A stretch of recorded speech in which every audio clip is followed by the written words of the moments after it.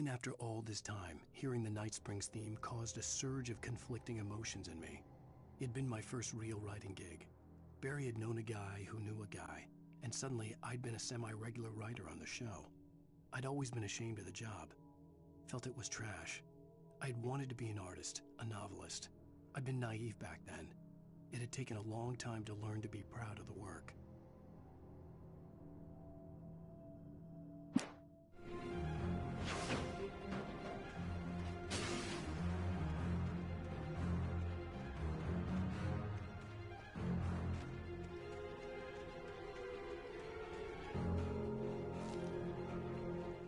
I slammed the door shut right in his smug face. He pleaded for me to open the door. True to form, the asshole actually thought I would obey. I had no sympathy left, no guilt either, not for him. I took a moment to savor the scream. I bet I had a smile on my face. It was all that I had time for. The dark presence was inside the lodge with me.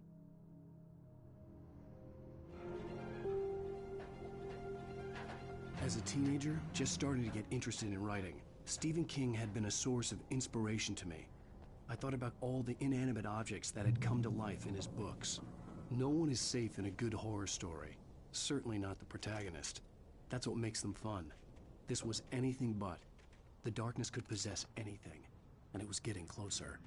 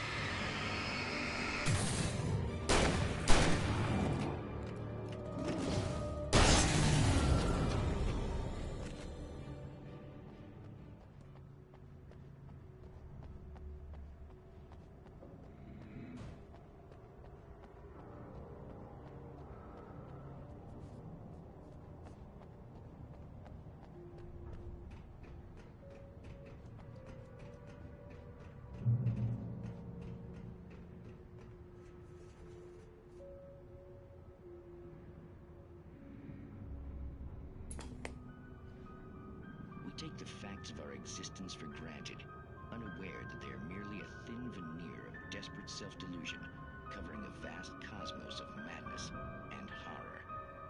All too often, the stars are right. In Night Springs. Tonight's episode, A Family Occasion. Journalist Alvin Derleth's trip to study the local customs of an insular community in Night Springs has been less than successful. Until tonight. Glad you changed your minds about this. Ancient customs, local mythology. My editor loves this kind of stuff. Well, Mr. Derleth, we don't want to feel like we're on exhibition, but you have demonstrated the seriousness of your intent. Oh, I am serious. Really, just do your thing. I'll stay out of your way and observe. Actually, I thought you could assist us. I'm afraid we are a man short. It would provide you with an intimate perspective. Could I really? Of course, Mr. Derleth. Well, I guess that's the least What would I have to do? Oh, here. Let me show you with a kiss.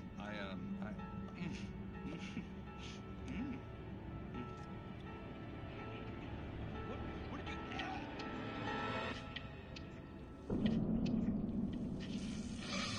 Oh, Mr. Derleth, you have well pleased Nixie Perka, the dweller in flesh. Your body shall host his 1,000 young, and all shall be glory.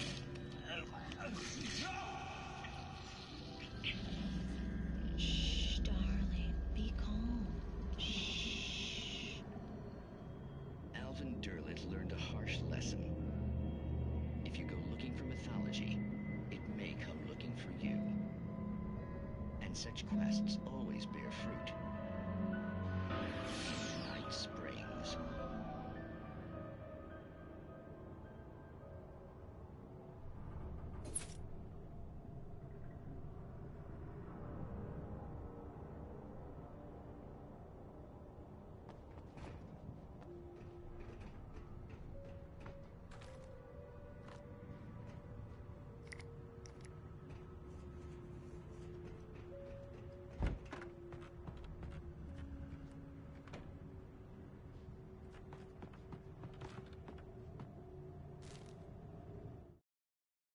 The darkness surged towards me, sucking everything loose from the ground into its depths, tugging at my clothes. I saw the flare the kidnapper had dropped and threw myself towards it just as I felt my feet leave the ground. The darkness embraced me with the force of a tornado. Somehow I managed to light the flare. The darkness roared and cast me away. I fell toward the dark waters of the lake far below.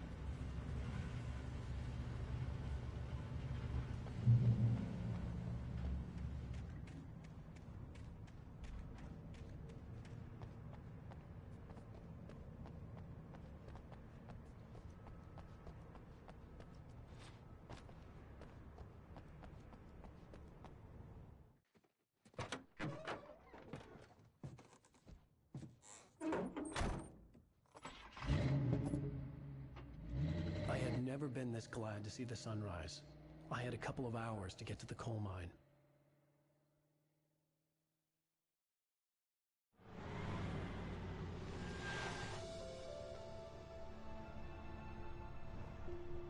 The coal mine wasn't far now.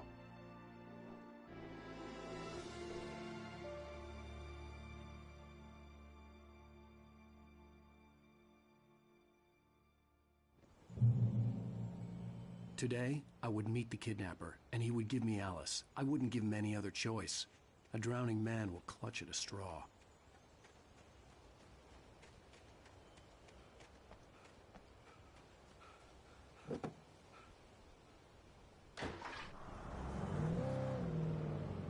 Little by little, without realizing it, I'd come to believe that the story in the manuscript was coming true. The current of its narrative had taken me deeper and deeper into dark waters. Alice had been taken from me. Barry was probably in jail. I was a fugitive from the FBI. The whole world taken over by the Dark Presence was trying to destroy me.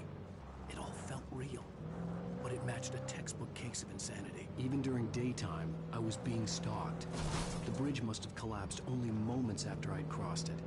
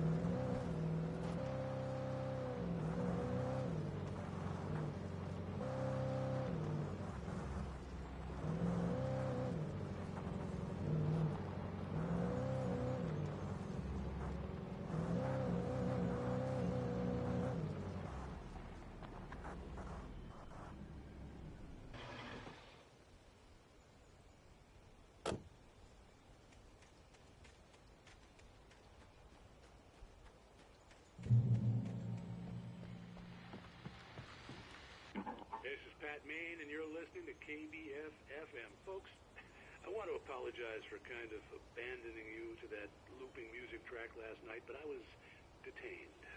You see, I encountered a big-shot G-man with an itchy trigger finger who could use a lesson in manners and a boot in the ass. Not necessarily in that order, either.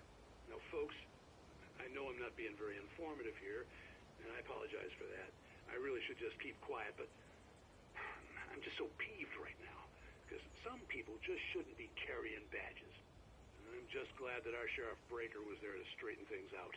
And if someone I met last night is listening, let me just say, I'm sorry if my mouth got you in trouble. I'm pretty sure you're not the bad guy here. Godspeed, son. I hope you know what you're doing. Now, on a lighter note, I'll be talking to Dr. Nelson all morning. But first, a little music.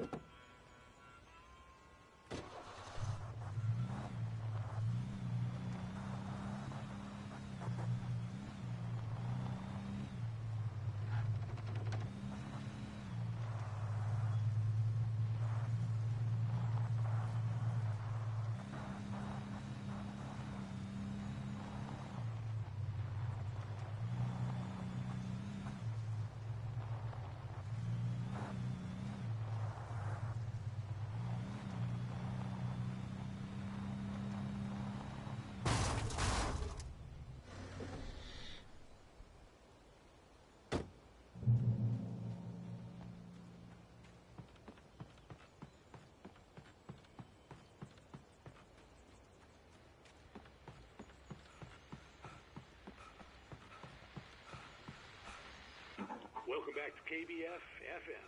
Hope you enjoyed that tune. Now, Doc, you were talking about life and finding that special someone, that soulmate. Well, you were talking about that. I was saying I don't buy it. Well, see, To me, that's strange, because I always pegged you as a hopeless romantic. You got me there, Pat. But I think love's where you look for it. And you need to do a lot of looking, sure. But the idea that there's that one special person out there for you, and if you miss that chance, it's gone forever, and you're forever incomplete. I mean, isn't that depressing? Or, heck, childish even? There's plenty of fish in the sea. And apparently a fisherman has a fishing analogy for everything, but what you're saying, isn't that a little harsh? Well, no. What I am saying is that your potential for finding that connection isn't limited to what's essentially a chance encounter. How is that harsh? Yeah, well, I guess that's a nice thought, but let me say something personal here. Okay. Now, well, I don't disagree with you exactly, but I can't really fit that together with what I feel, what I felt for someone, because she was the one. She was. And I let her drift away from me. Maybe I didn't put in the work, I don't know, but, well, since then, and it was a long time ago, but since then there hasn't been anyone, not like her. And I'm not saying I dwell on her or haven't moved on. I like my life. I'm not living in the past, but I do miss the way she completed me. You can't argue with the heart, Pat. I'm sorry, folks. I had kind of a scary experience last night, and let's just say it's shaken a few things loose.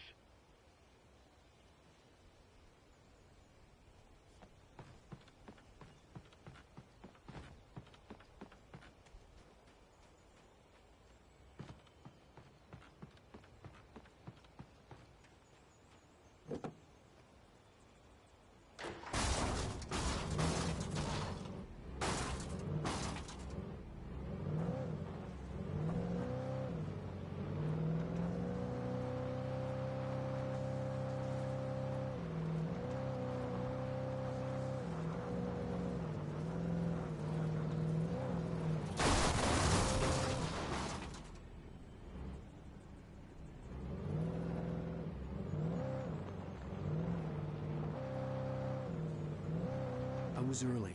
I was supposed to meet the kidnapper at noon in the main building. The coal mine was quiet. It was a museum now.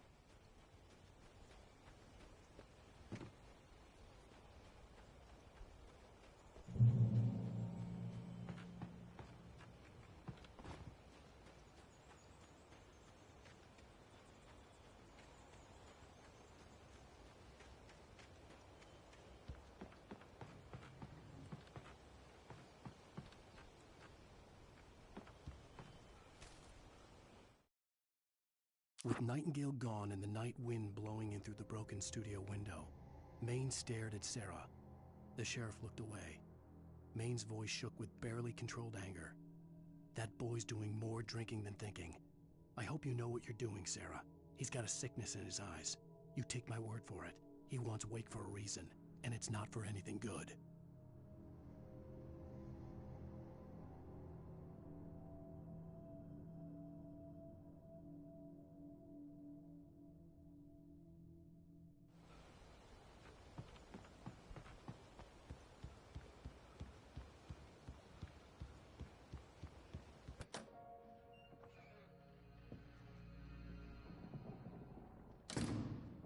I didn't want to go outside. Cops had to be looking for me. The noon sun turned the place into a sauna. The day dragged on. Different scenarios ran through my mind. Ways of how I'd torture the kidnapper to get Alice back. Or the different horrible things he could have done to her. I imagined her dead. I had no way of knowing she was still alive. It was killing me. I was running on blind hope. It was all a waste of time. The bastard never showed up.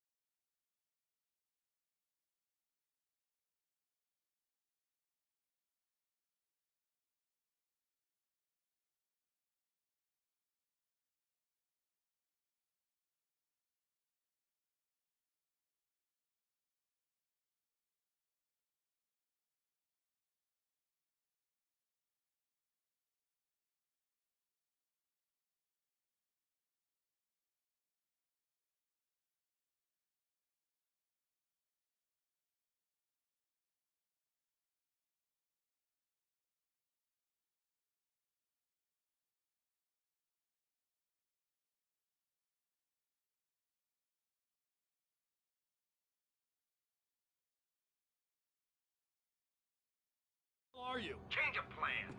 You know where Mirror Peak is? It's a big mountain north of where you are. You follow the path from the mine, you can't miss it. There's a lookout point there. I'll be waiting.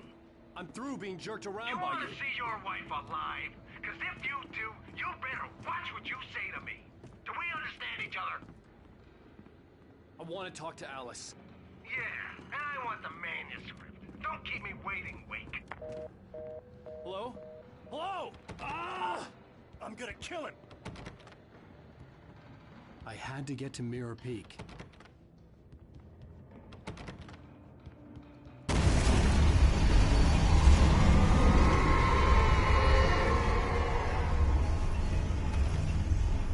It was close. Maybe closer than ever before.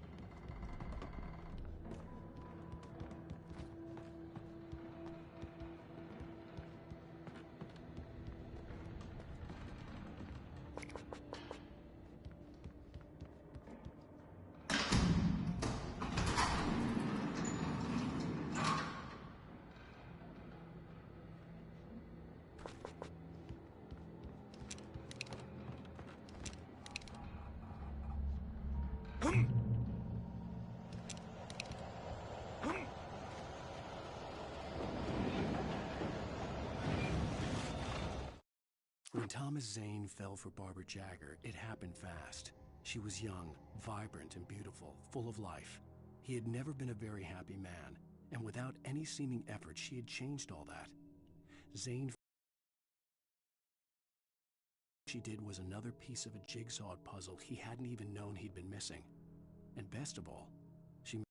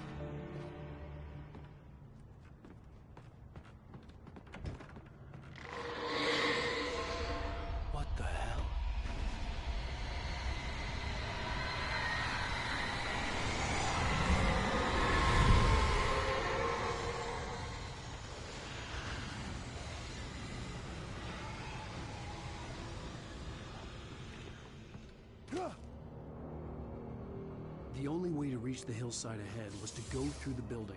I had to find a way to avoid electrocution.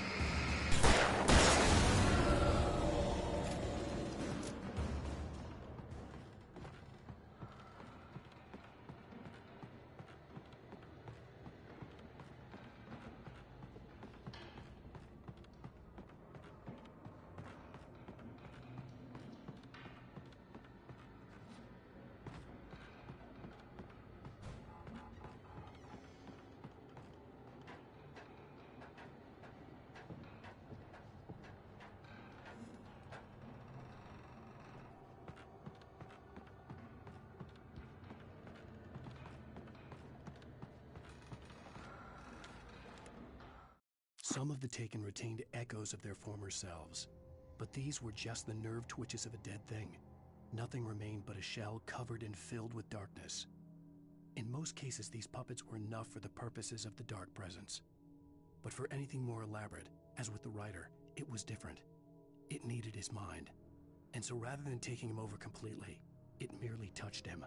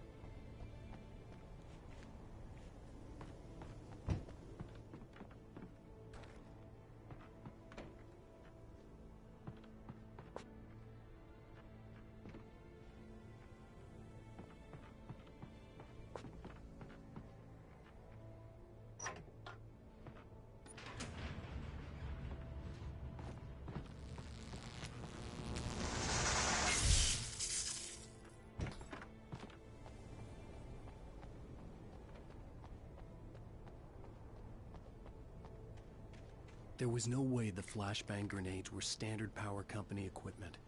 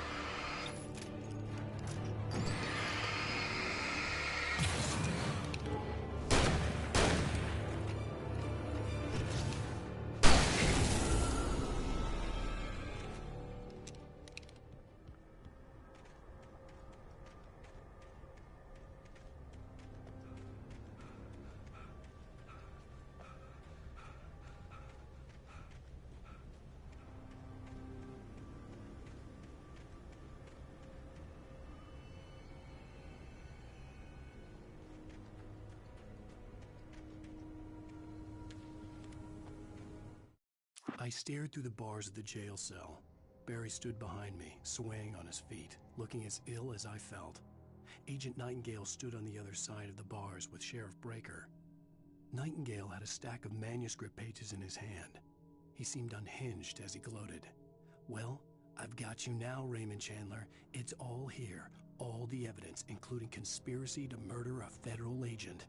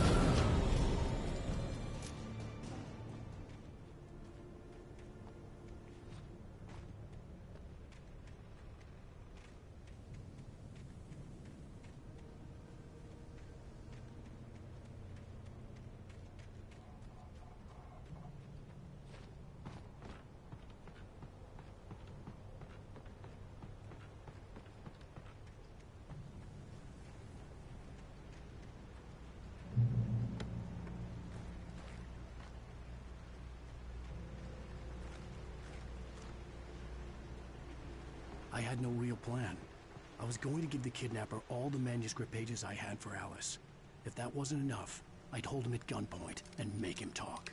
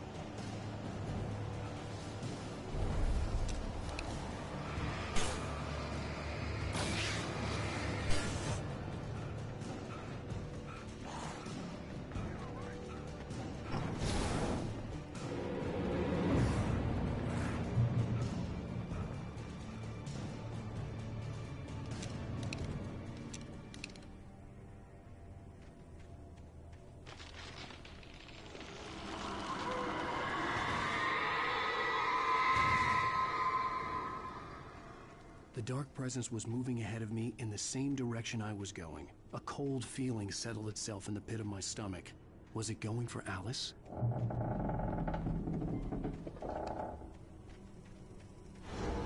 The graveyard shift may cause cancer.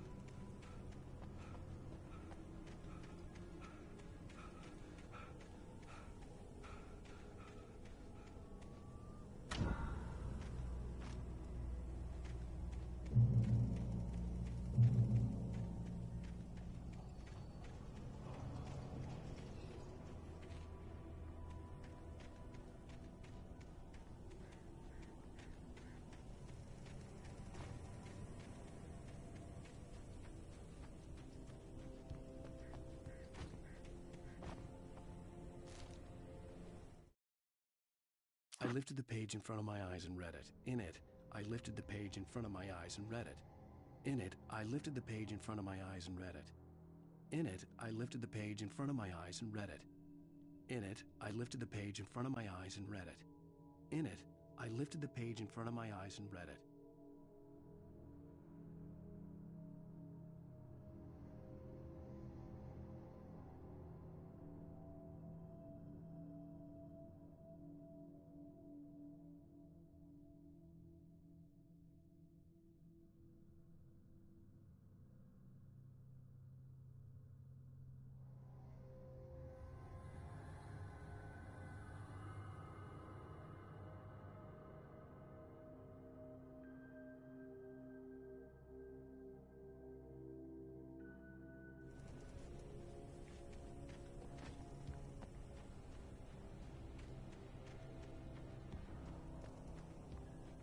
The place was dead, a ghost town.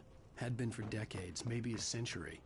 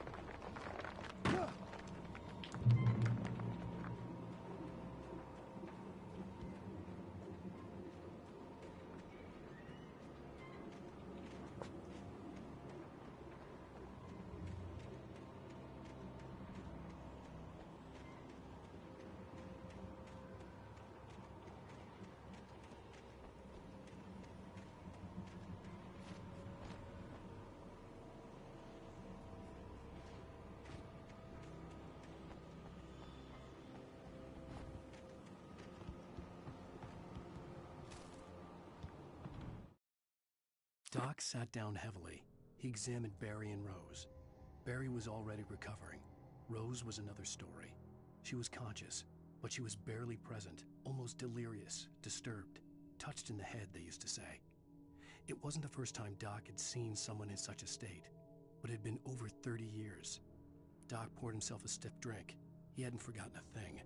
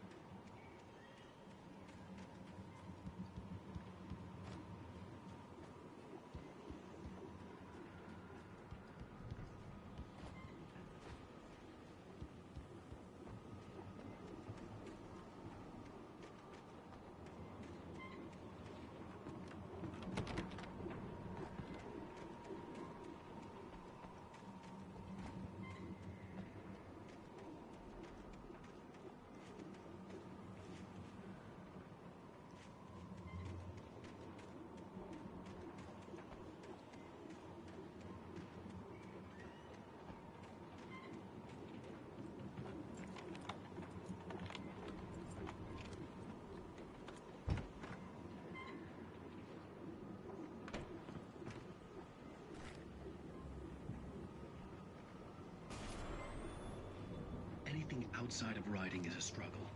I feel ill. I managed to make my way downstairs. There's a shoebox filled with books and papers by Thomas Zane. It's very hard to focus, but I managed to read some of it. He's a poet, and a good one. He writes of muses and creators summoning fabulous things from a magic lake, using his powers to shape the world of a realm of gods and dreams and demons, dark things that wait for a chance to slip through, wearing the flesh of men as disguise. Zane writes about himself, his girlfriend being taken over by a dark presence, about growing scared of the lake. Zane believes it's a mirror to the gaping void of darkness above, where some Lovecraftian presence lurks. I crawl back upstairs. I'll borrow these things for my story. They ring true. They fit.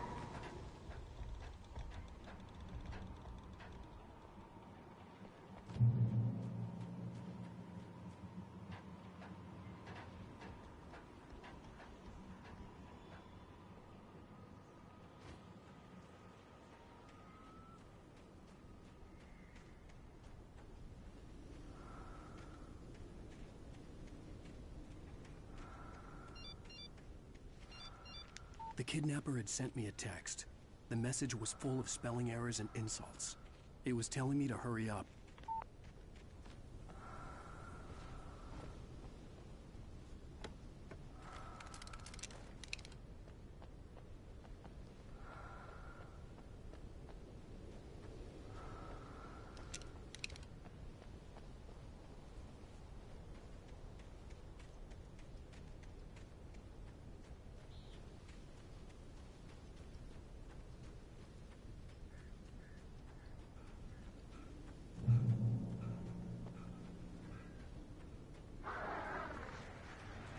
Birds.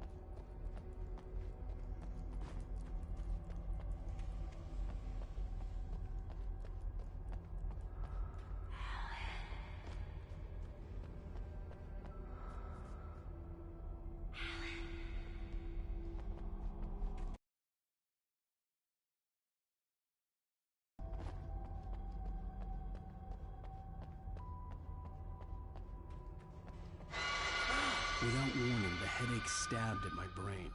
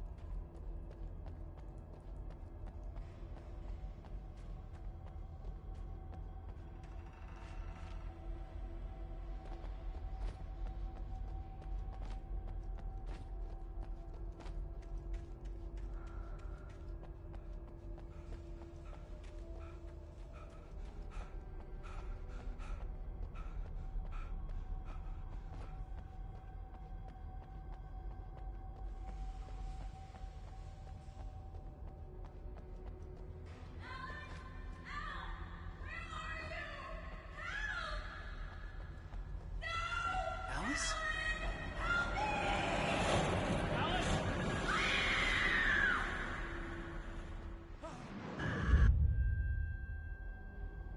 I'm losing it. I gotta get out of here. The hunters were big, thick-set men, confident and at home in the woods. They were feeling good, running on beer, ghost stories, and camaraderie late into the night. It did them no good, as they were taken by the dark presence, sucked deep into a darkness far worse than any ghost story they ever told or heard.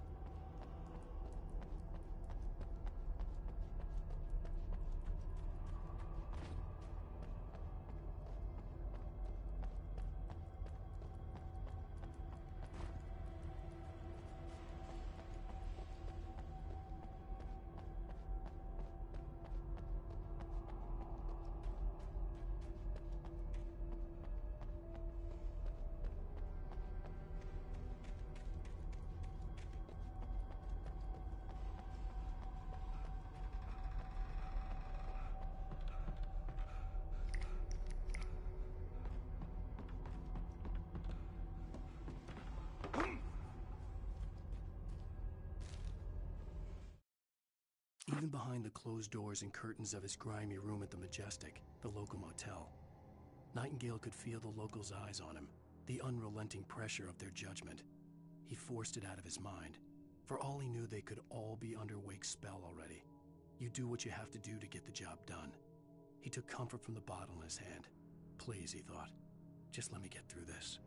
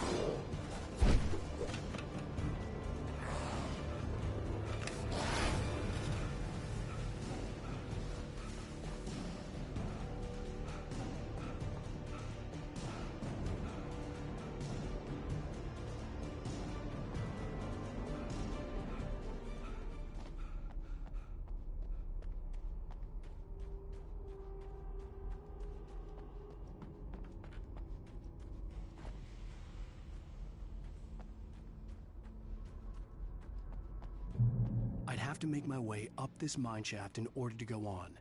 Maybe the machinery could help me with that.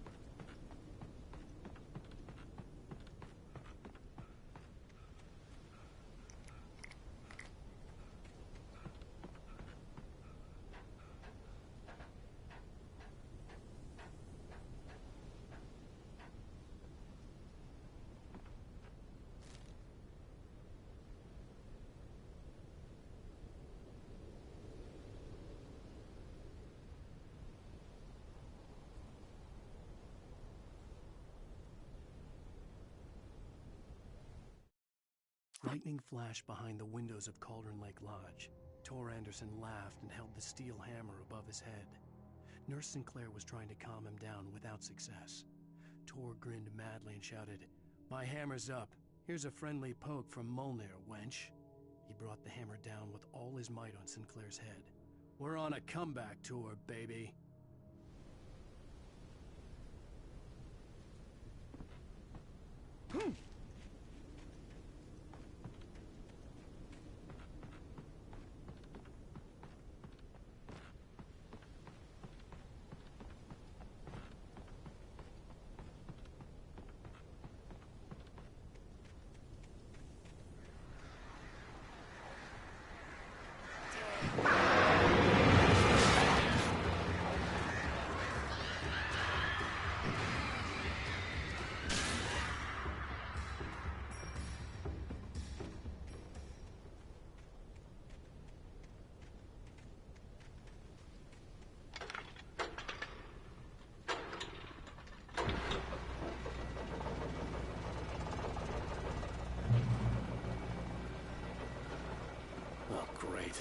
cable car. Just great.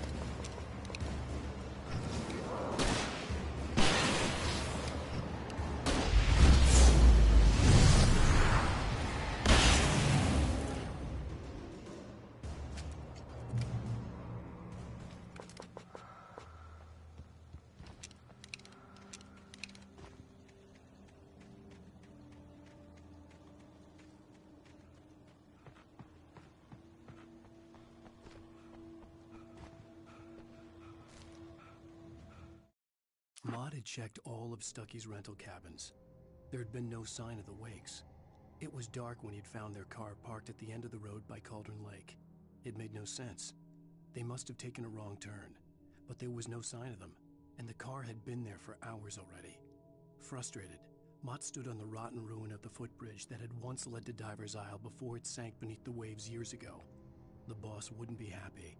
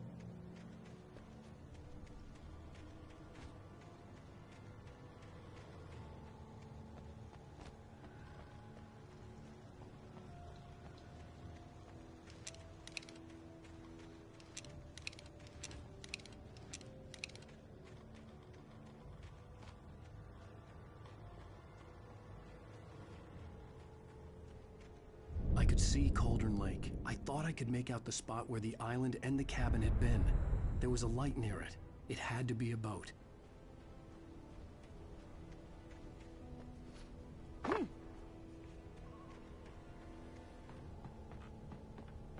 I was close now. I had to get there fast. I tried to hold on to Alice, but her form melted away. I was losing control. Dr. Hartman stood in her place. I wanted to hit him, but my arms were jelly. He smiled. It was a reassuring smile, and I hated him for it. I had to give you a sedative. Don't fight it. You went through another rough period. Right now, it's very important that you stay calm. We don't want you to have another episode. You're a patient at my clinic. Have been for a while now.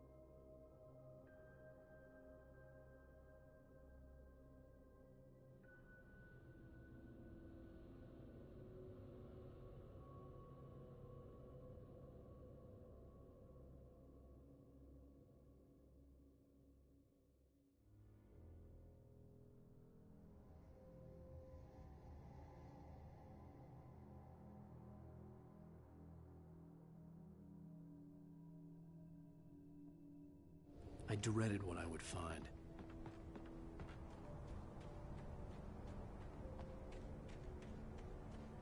Wait! Are you? Wait! Hey, I'm here! I'm coming! No! Get away! Sorry. Please, wait! Boston, no, please mess with me. I didn't know. I swear, I didn't know. We don't have his wife. We don't know where she is. She's probably drowned. We just said we had her to make a play ball. You see? To get him writing for us. Please!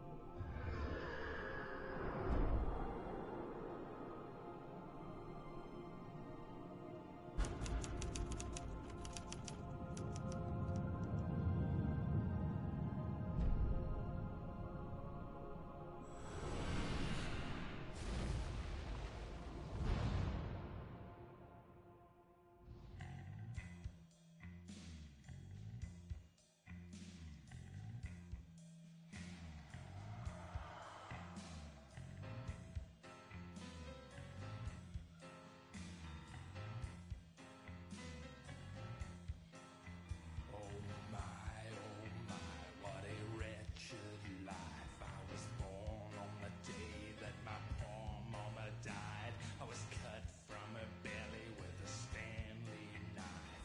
My daddy did a jig with a drunk midwife.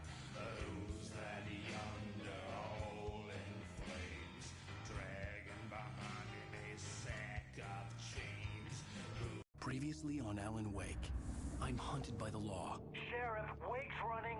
I'm giving chase. Are you seriously telling me that writer just took out my deputies? A thriller I supposedly wrote is coming true. The genre of the story seems to be shifting. It's turning into a horror story. I was told that Alice had been kidnapped, but that was a lie. We don't have his wife. We don't know where she is. Her purported kidnapper was eaten up by the dark presence before it attacked me.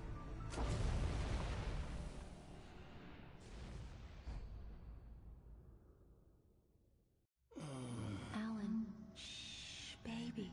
It was just a nightmare. Alice. There you go, Alan. fell. I had to give you a sedative. Don't fight it. You went through another rough period. What? Right now, it's very important that you stay calm. We don't want you to have another episode. You're a patient at my clinic.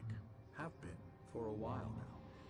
The shock of your wife's death triggered a mental illness. No, you lie. You're suffering from various symptoms of undifferentiated schizophrenia. Bastard. It's okay, Alan. Just let go.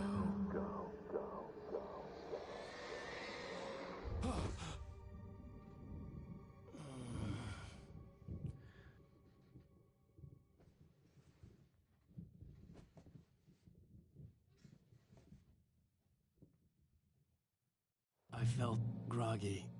Whatever Hartman had bumped in me was making me numb. I felt like this was happening to someone else. Someone I was watching on television. I couldn't think. Couldn't focus. There were only empty sheets of paper here. No manuscript pages.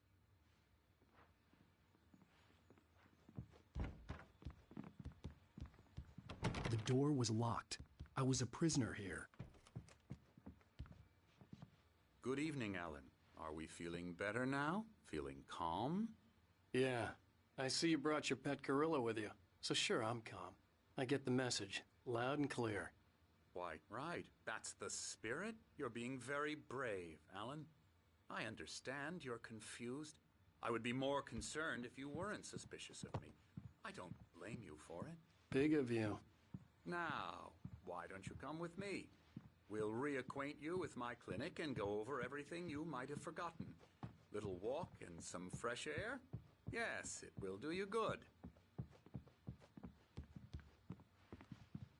This corridor is for patients. Most of them aren't here right now. Jack took them out for a fishing trip, except for the ones who are particularly vulnerable, of course. I encourage creativity as a part of the recovery process here at Cauldron Lake Lodge. I specialize in treating artists. I bet you do. Splendid, Alan. I honestly believe we can get this thing under control if we work together. This way, Alan.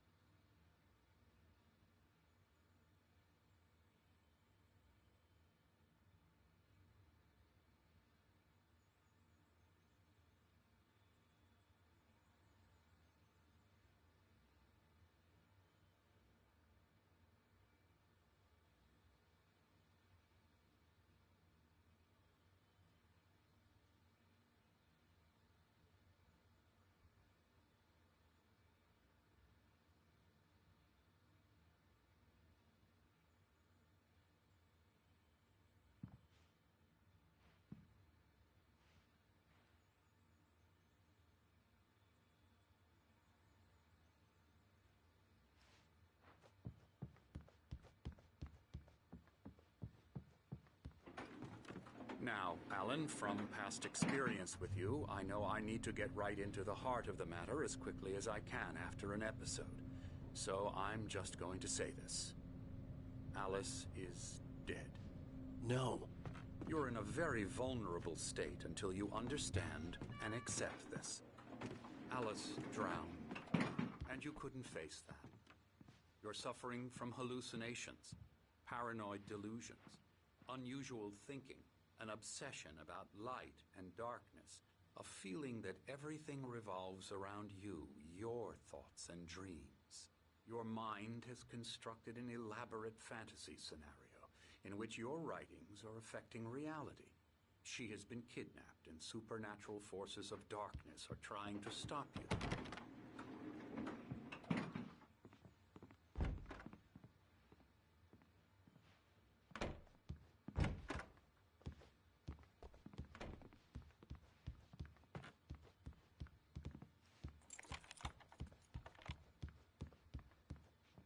We go this way, Alan. I wasn't ready for another shot, so I went along with it. He had to be lying. But under the influence of the drug he had given me, I had to fight not to believe his words. It's all in your head. You've been making it up. Apart from the tragic accident with your wife, no one has been killed. Your delusions are just a manifestation of your subconscious mind trying to protect you from the too painful truth. Unless we fight the fantasy, it will return. I know the instinct is to resist me, but think about it. Doesn't this make far more sense than the insane supernatural conspiracy you have concocted in your mind? You're a skeptic by nature, Alan. We both know this. Everything can be explained logically.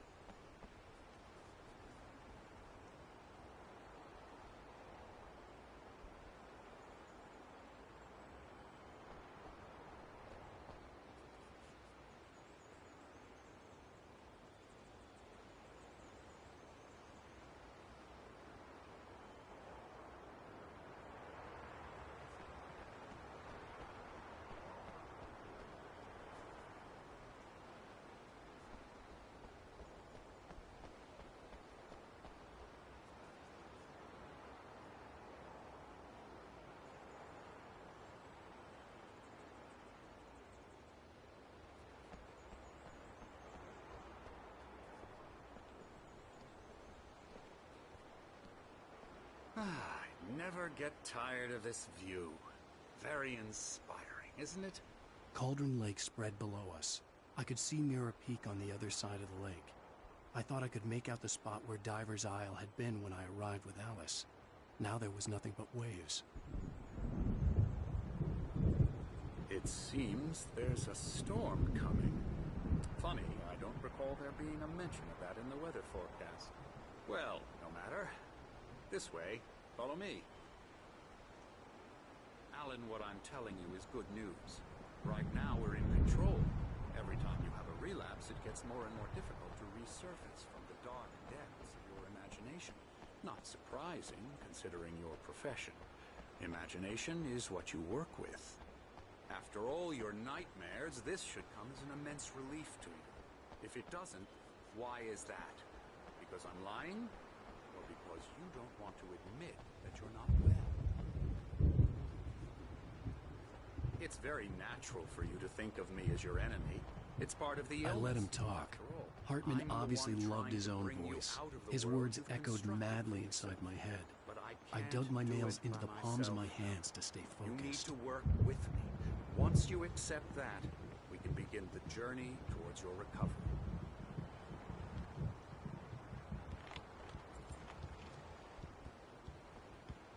Come along. Let's go inside.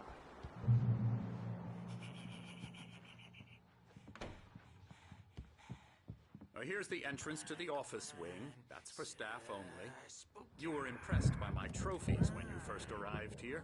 I do love to hunt. The great outdoors, man versus nature. It's wonderful stuff. Pretty damn wonderful, yeah. Scary, scary, scary.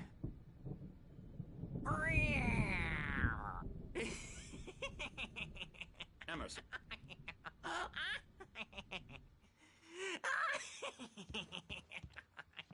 I'm a real bad dream, mister. You should be afraid of me. Don't want to run into me in the night, that's for sure. Please, Emerson. Mr. Wake is confused enough as it is. Yeah, you'd like me to go away so you won't be scared. But you can't just decide what kind of dream you have or when you have it. Emerson. Okay. Sorry. Boo. La la la la la la la la la la la la la la la la la la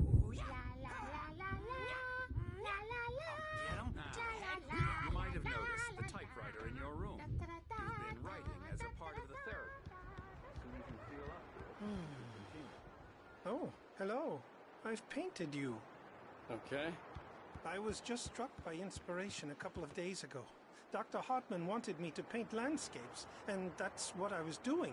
But now I've been doing these things, a lot of them. The images just keep coming. Dr. Hartman likes them. He has them in his office. Yeah? He's very proud of me. He says I'm getting much better. I think I'm getting better. Well, I guess I'd better start wrapping this up. The storm is almost here. Look at that. I'd hate to be out there tonight.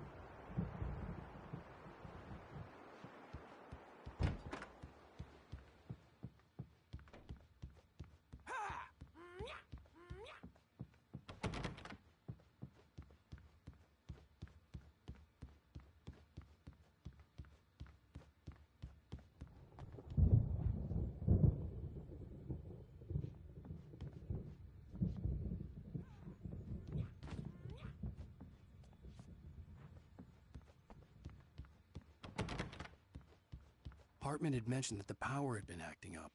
Maybe that was the reason for the generator and the work light on the balcony. The generator hadn't been activated, and there was no key.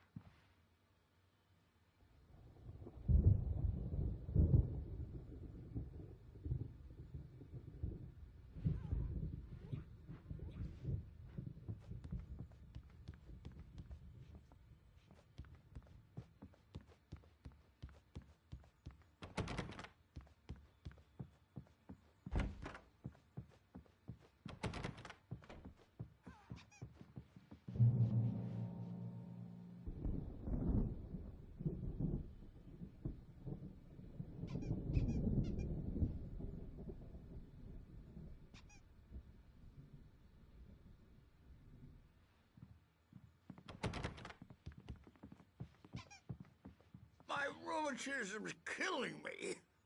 There's a storm coming. Oh, what a storm. I hope it wipes this place off the face of the earth. And these two are the Anderson brothers, Odin and Tor. They had how should I put this? A heavy metal band in the 70s and 80s called Old Gods of Asgard. They even adopted new first names to complete the image of Viking gods. After the band broke up, they lived on a farm nearby. They are, well, in advanced stages of dementia. They're well cared for, TLC and all that. There's nothing more that can be done. I'm afraid that the rock and roll lifestyle has left its mark. Oh, that won't do. I'm so sorry to cut this short for now, Alan. The power has been acting up. I'd better go check on it. We'll continue this soon. Meanwhile, when you feel up to it, return to your room and try to write. It really is for the best. Don't you think?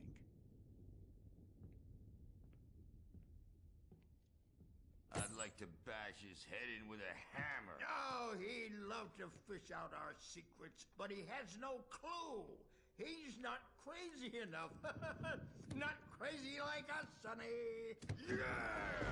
Being crazy's a requirement, Sonny. Who else could understand the world when it's like this? It takes crazy to know crazy. That's the sanest thing I've heard in a while. Zane!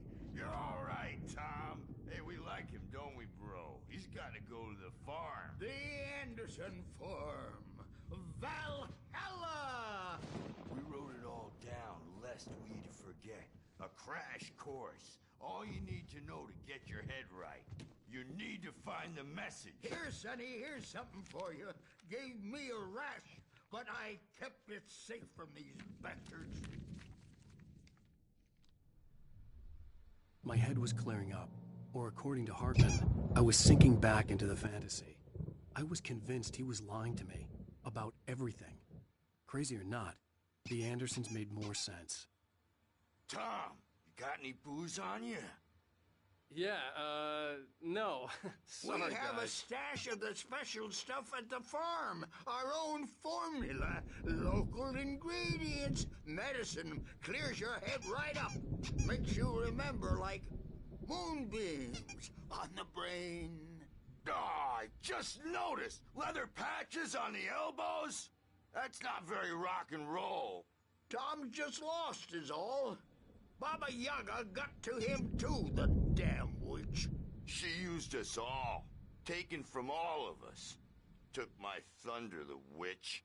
And my ravens. What were they? Memory and thought. The hag. She took something from you too, didn't she? That's what she does.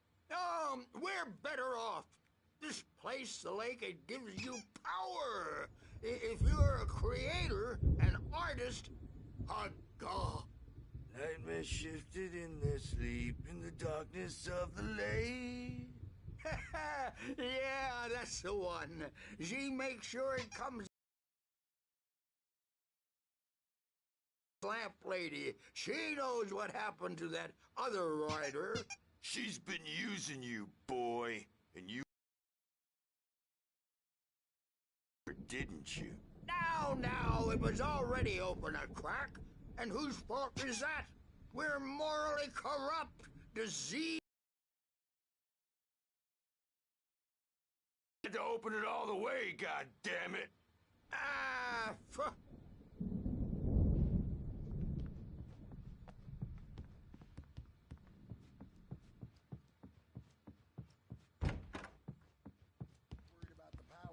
He's checking on it now.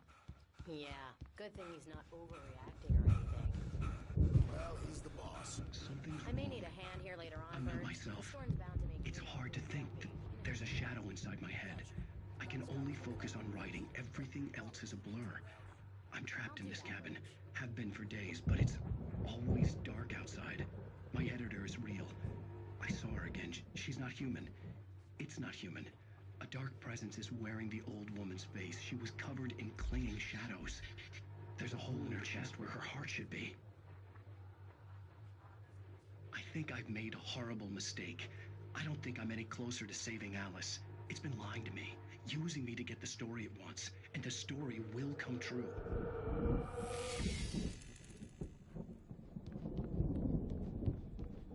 Hey, Wake, why don't you humor Dr. Hartman and give the writing a shot, huh? Typewriter's in your room.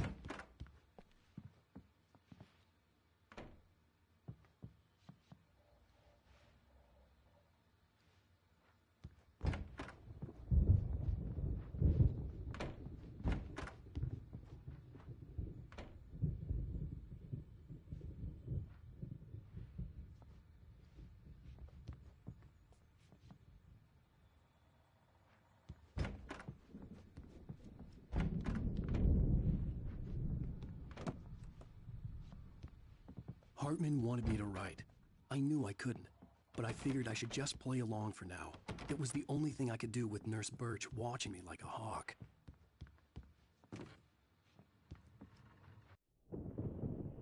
The white glare of the blank page in front of me hurt my eyes. My hands began to shake uncontrollably.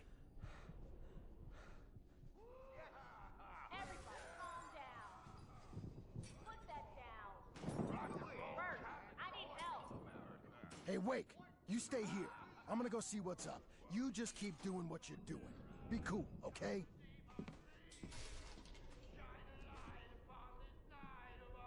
I didn't know what the chaos was all about, but it could be my only chance of getting out of here.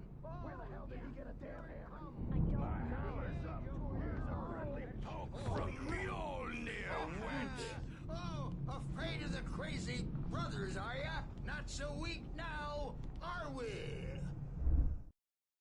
Hartman kept talking, giving Barry the grand tour, clearly proud of the place. He went on and on about his hunting trophies, and Barry was impressed.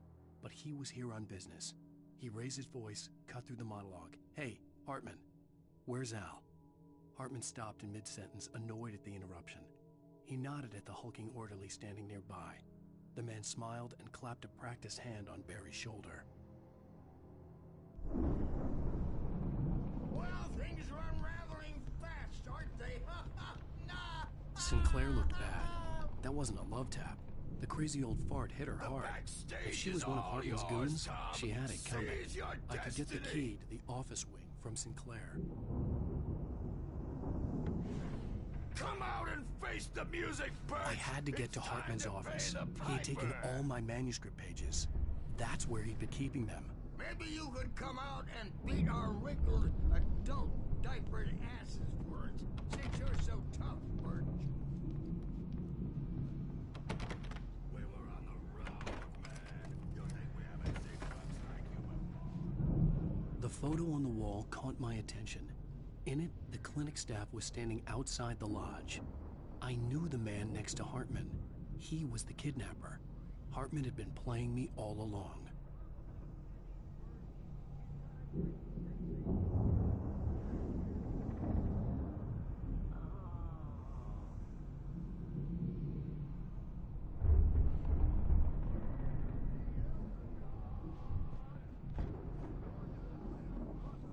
The markings on the tape said they were recordings Hartman had made at the sessions with his patients. I saw Alice's name on one of them. For a moment, I couldn't breathe right.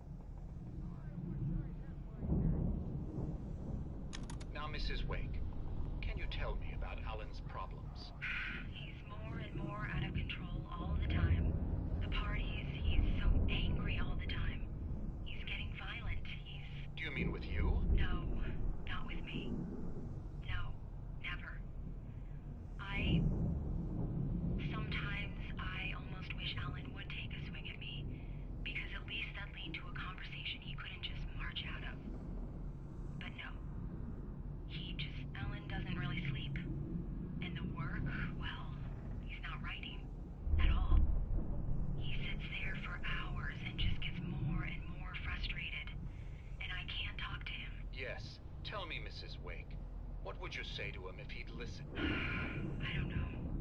I want to say, I look at you, and it's not you. Just some stranger who resembles you. Looking out from behind your eyes. And I don't like that guy much. And now it's all gonna go to hell. But you don't ever say this. No. I've tried, but he's not listening. He's too deep in his own problems, always going on about something else. I'm so afraid I'm gonna lose him, and we're not even talking anymore. He doesn't let me in anymore. He just keeps me in the dark. I'm so alone here, even when he's home. Please help me, Doctor, because I'm at my wit's end. Well, if you can just get him here, I'll absolutely do my very best. Yeah, but Doctor, you need to be careful with him. He's not just going to listen to you and cooperate. He's the most stubborn man I've ever met. Well, I'll be sure to bear that in mind. Hearing her voice, what she was saying made me happy and sick and guilty all at once. Worst of all, I recognized the words. The phone call from her.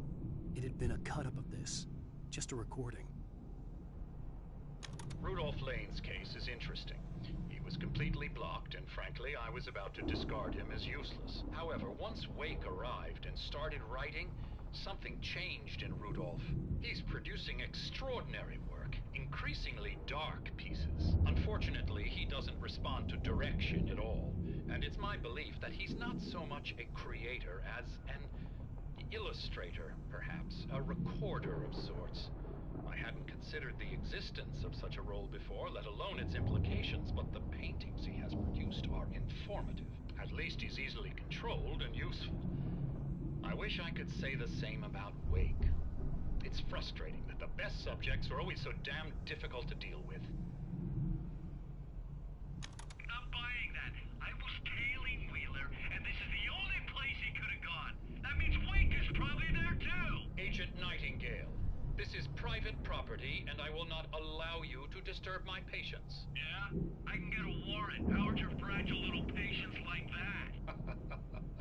Oh, I'm thoroughly intimidated by your mighty authority now, Agent. Listen, you smug snob. How would you like it if I busted through this gate and knocked you around a little? Agent Nightingale, first of all, I'm recording this conversation, so you might want to watch what you say. Secondly, you're not dealing with a hick now. I know the law, and if you can get a judge to grant a warrant, I'll be glad to cooperate. But you won't get one. Be advised that any further communications with me are to be made through my lawyer. I don't believe this. Good day, Agent. Yeah.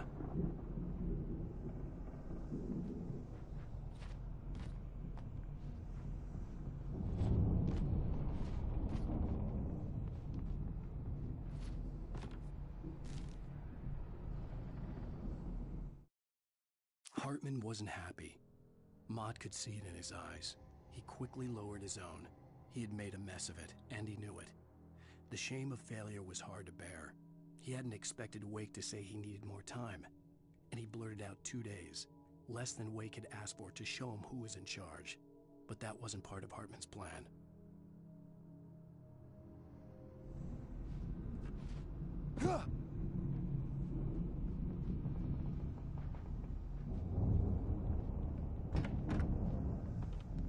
Let me out of here!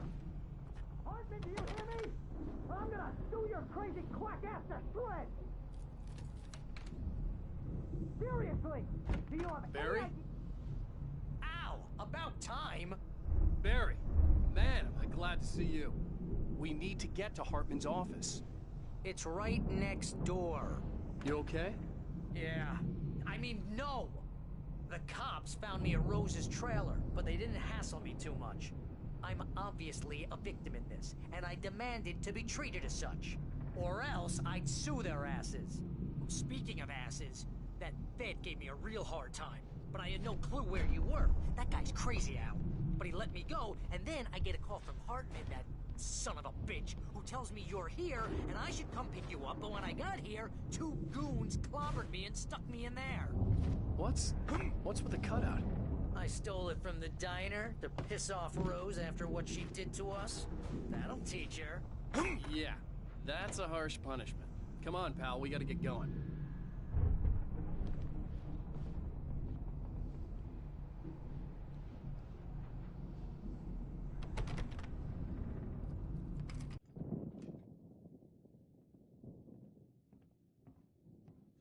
These were all the pages I had on me.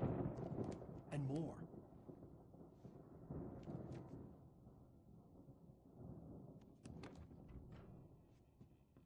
Alan, please. You're sliding back into the... Tell me one more lie and I'll shoot you in the face. Ah, well, it was worth a shot. Really, Wake, come on. Let's work together on this. You have no idea... Hartman, shut up! Barry, get out of here. I'll catch up with you. Get a car. Oh, Al, let's just... Go! Wake, listen to me. This is a mistake. Don't you see? Together we can create something absolutely wonderful. With your ability and mine.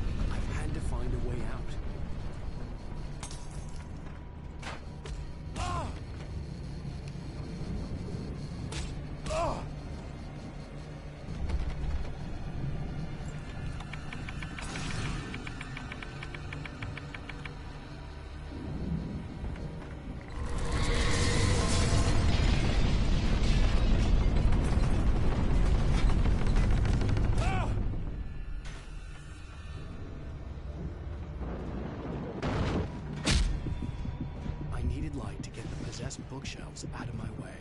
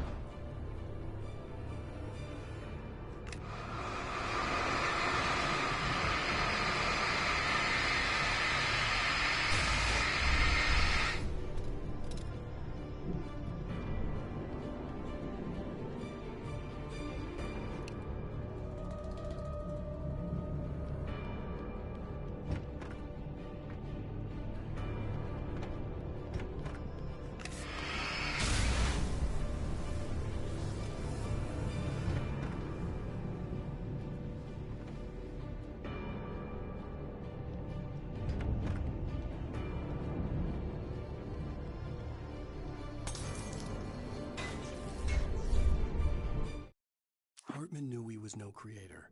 He had no ambitions on that front, and he certainly didn't want to end up like every artist he had worked with here, damaged in ways that were hard to describe, or worse. It was enough for Hartman to maintain creative control and provide direction, to be a producer. That was what most of these people were in need of anyway. Of course, suitable subjects were few and far in between.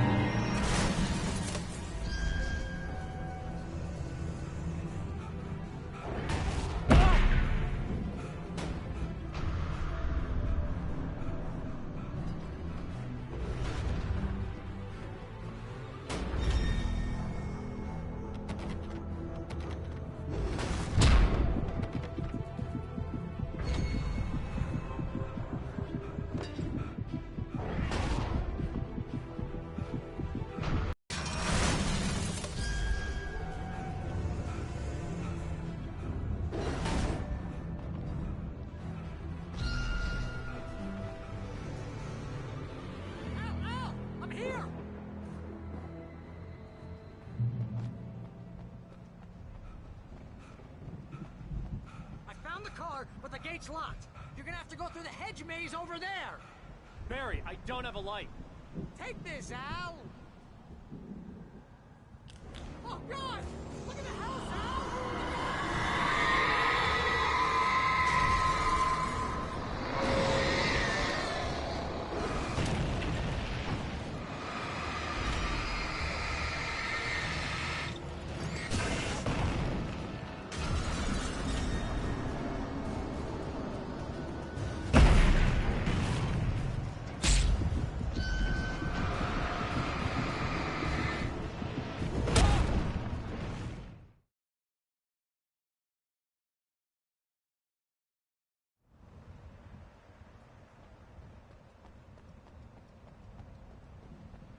Found the car, but the gate's locked. You're gonna have to go through the hedge maze over there.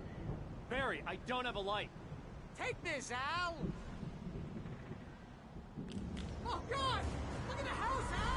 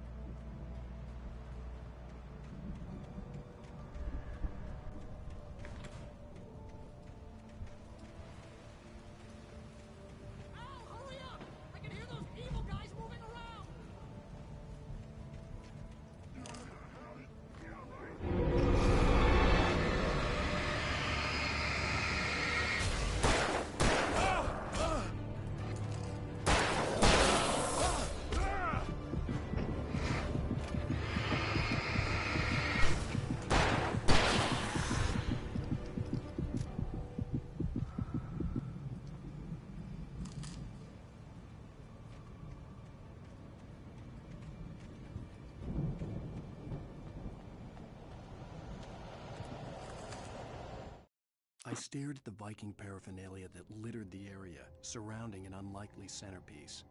A full-side stage complete with an impressive sound system with all the trimmings, including a dragon. It took a special kind of crazy to build something like this in a remote field. When the sky split open with a deafening boom and the music started blasting, it felt strangely appropriate.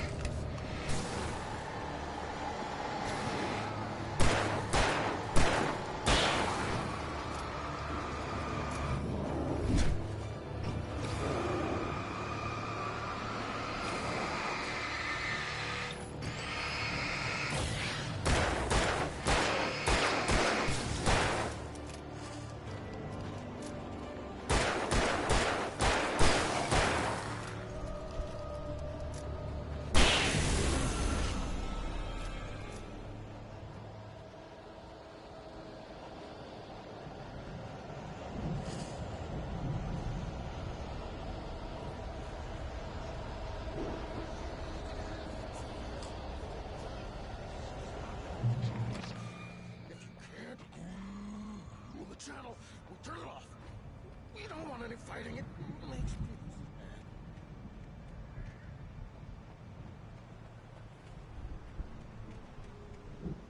You get 2 pills in the morning, and then you'll be nice and calm. You get 2 pills in the evening. You sleep like a baby.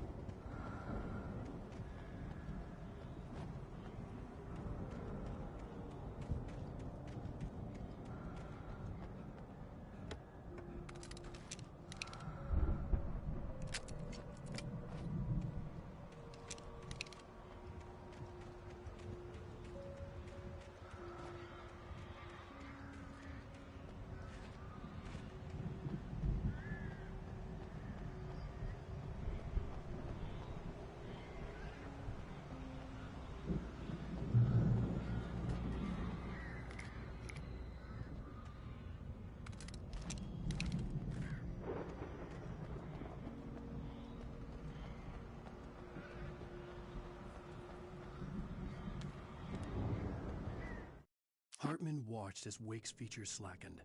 The man was bullheaded, no doubt. Even lying on the bed, he'd almost broken Hartman's nose the second time. But with a little time, he could break Wake down, give him proper direction. Wake was easily the most promising subject he had had. Well, since Tom, really. Sleep well, Alan, Hartman whispered with a smile. Let me take care of you. He sniffed hard to clear his throbbing nose, swallowed blood, and barely tasted it.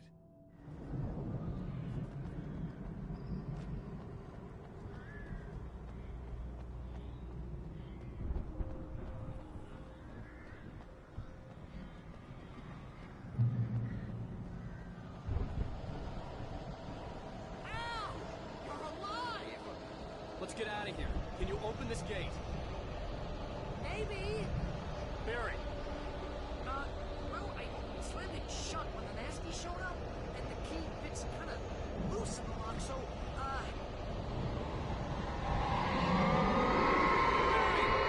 I'll find it. Don't worry about it.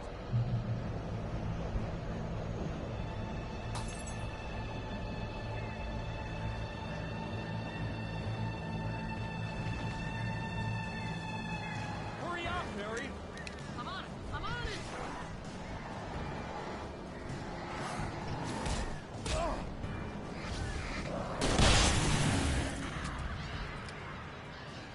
It's gotta be here. Just hang on, Al.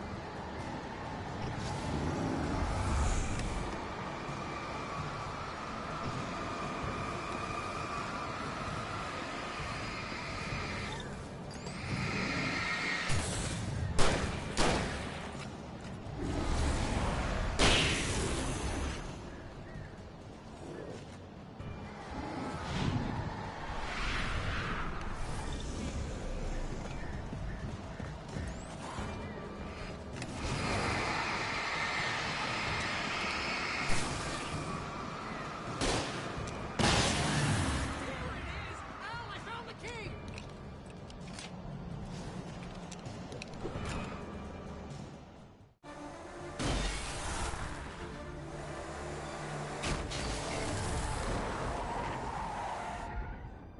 Al, please tell me we're headed for the nearest "You're now leaving Bright Falls. Come back soon" sign. We're going to the Anderson farm. I knew you were gonna say something like that. You know what? You owe me big time for this. When this is through, if we make it, I don't care what anybody says, I'm done with darkness. You're gonna buy me a tanning bed as a gift, and I'm gonna live in it.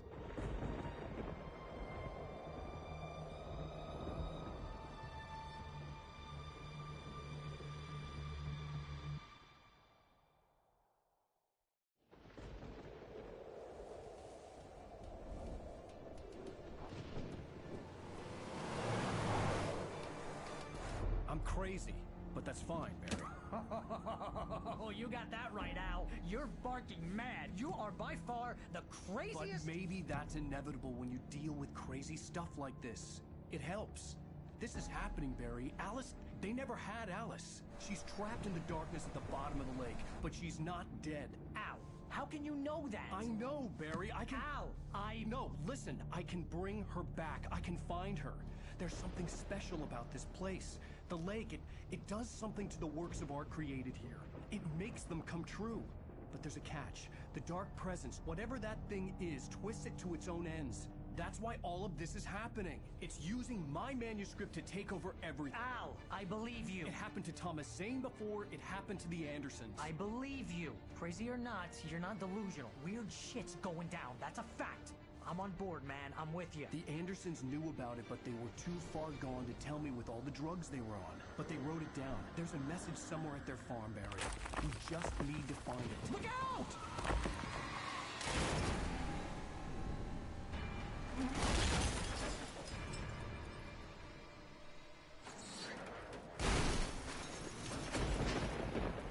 Al! God damn it, Al, talk to me!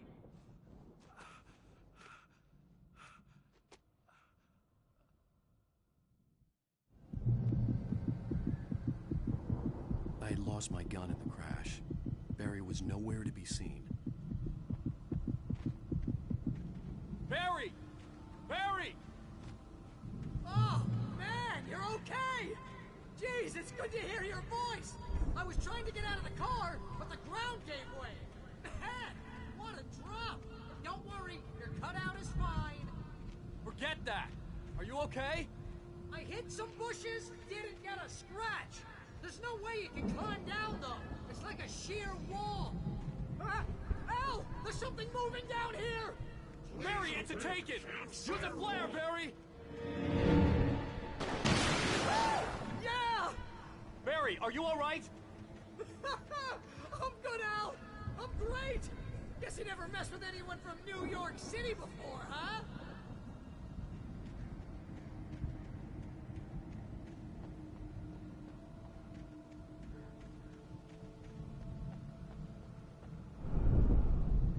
You're gonna have to find your way around to the farm, Al! I'll be waiting! Barry, just wait for me, okay? Al! I'm not staying here! It's suicide! I'm going to the farm! I'm gonna go ahead and secure the area! You can catch up! Don't worry about it! I'm on the case! Now he's Rambo. This would turn into a disaster if I didn't catch up with Barry.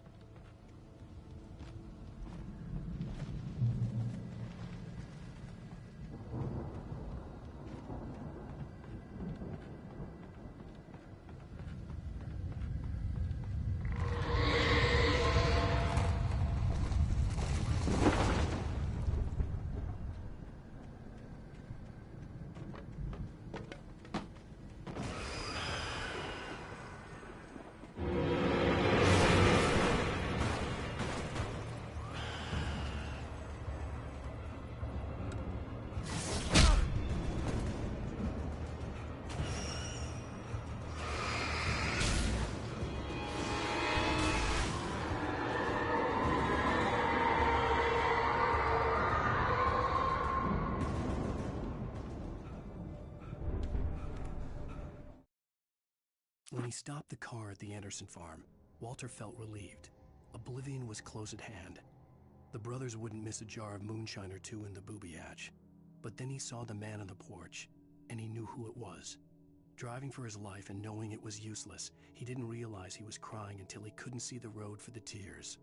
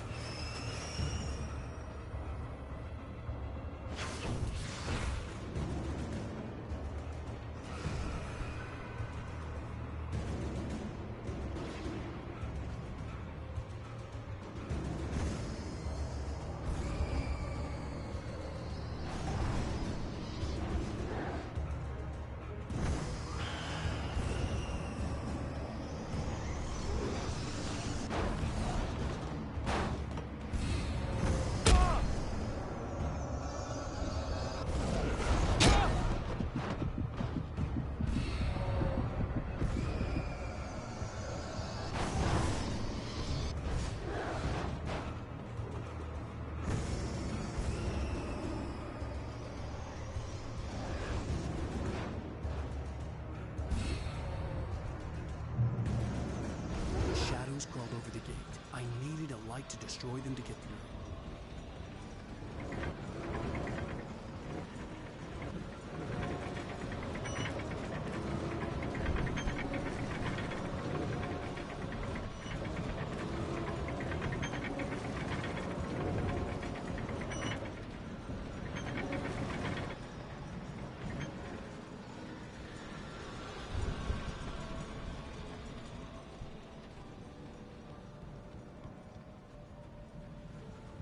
I hoped there'd still be a working generator somewhere around here to power up the old lights by the gate.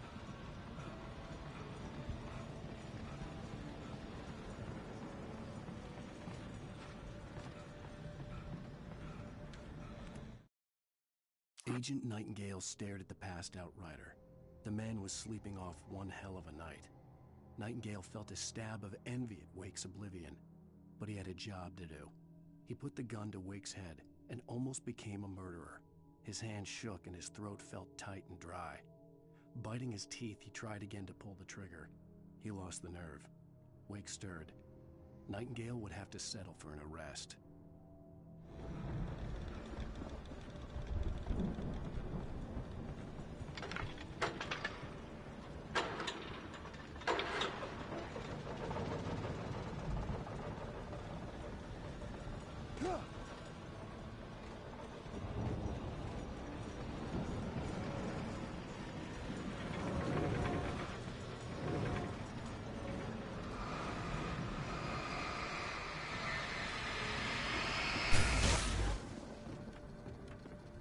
I could sense the movement in the woods ahead.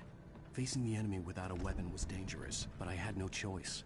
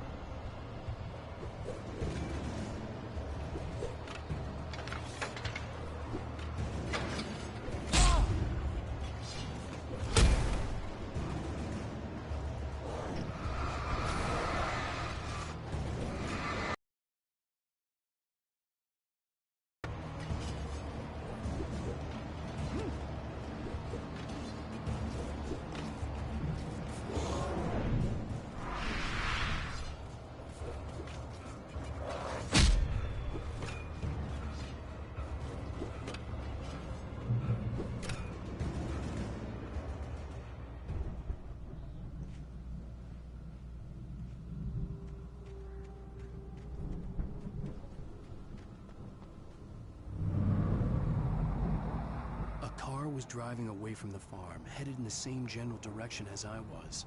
For all I knew, it was Barry, caught in the consequences of leaping before looking.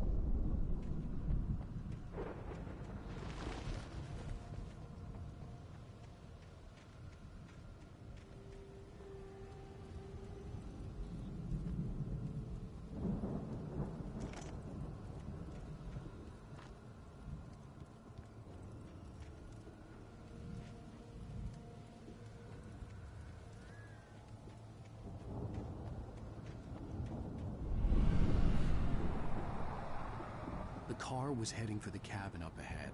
It wasn't far. If it was Barry, I would see the damage soon.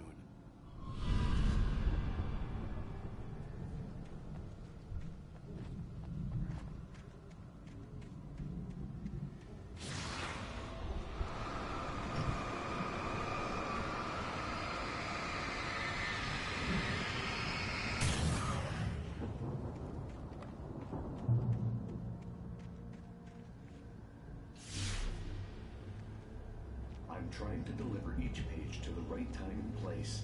I'm trying to show you how the story goes. I had seen glimpses of the light before. I had seen it in my dream. It was a strange spaceman or a diver in a bulky suit. He was the one who'd been placing the pages on my path.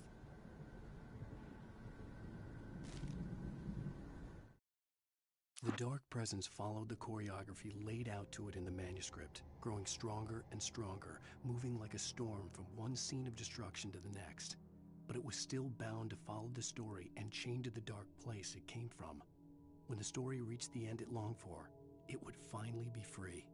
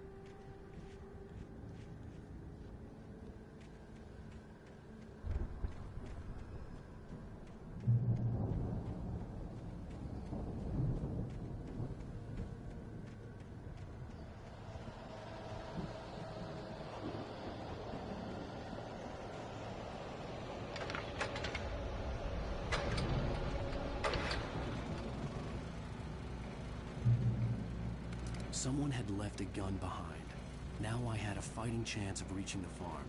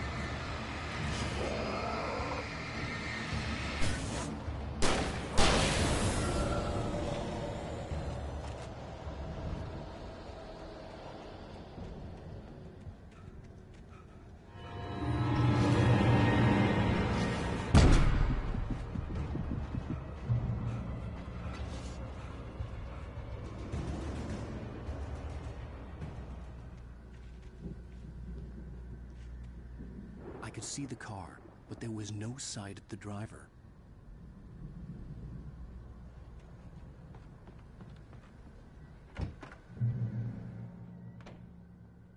Hello? Anybody here? Barry! No! Danny, you're not! The front door was locked. What are you? No! Don't! I'm sorry!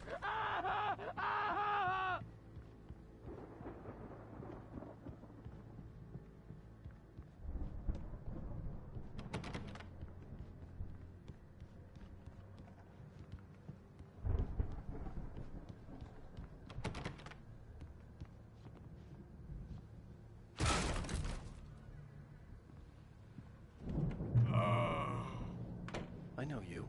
You were in jail the other day. I went to the farm again for the moonshine, you know? It makes you see. They're not gonna miss it. They're in the loony bin. My buddy, Danny, I lost him. Something's gone wrong with him. It's not him. Like a real bad follow-up to a real good movie. The best friend's suddenly the bad guy. Who wrote this crap anyway?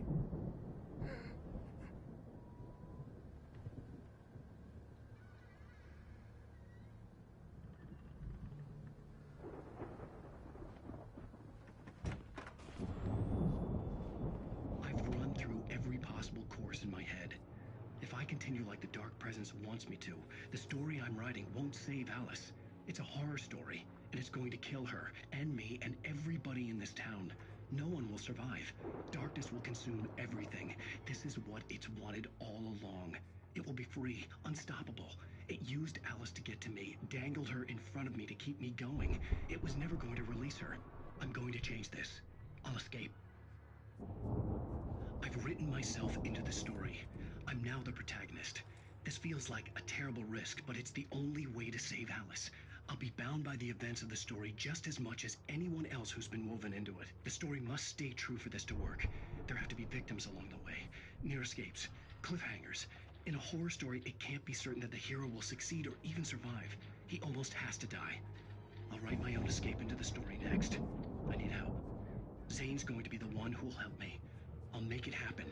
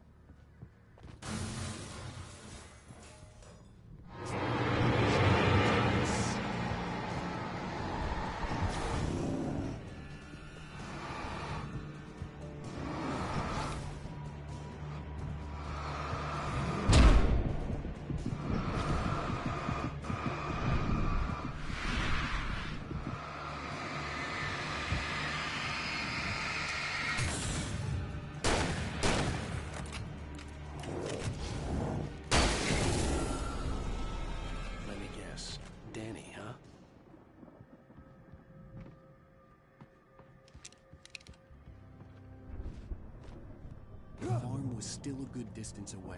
I'd need a car to get there fast.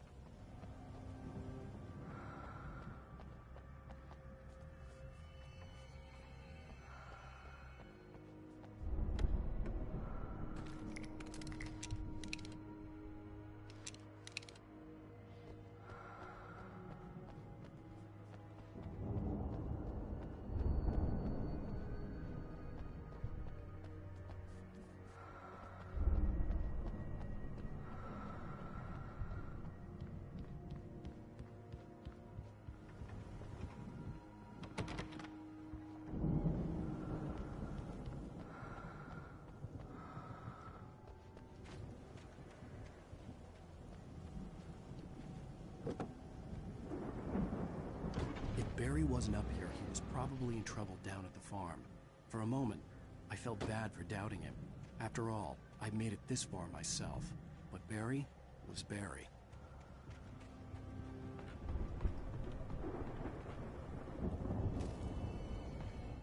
For a moment, Hartman considered strangling the idiot. Mott was mean-spirited, but easily manipulated. An emotional infant who lived for his approval.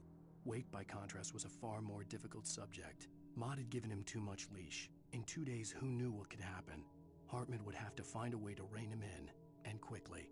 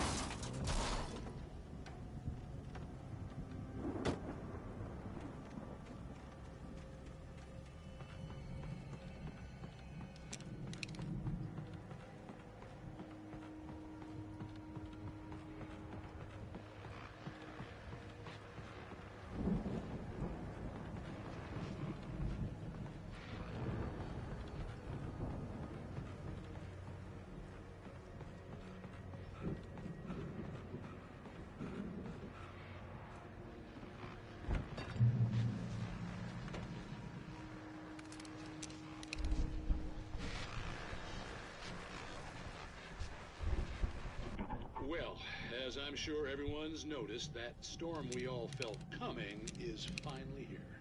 The boys at the Weather Service reckon it'll last until morning, at the very least. Pertaining to that, let me...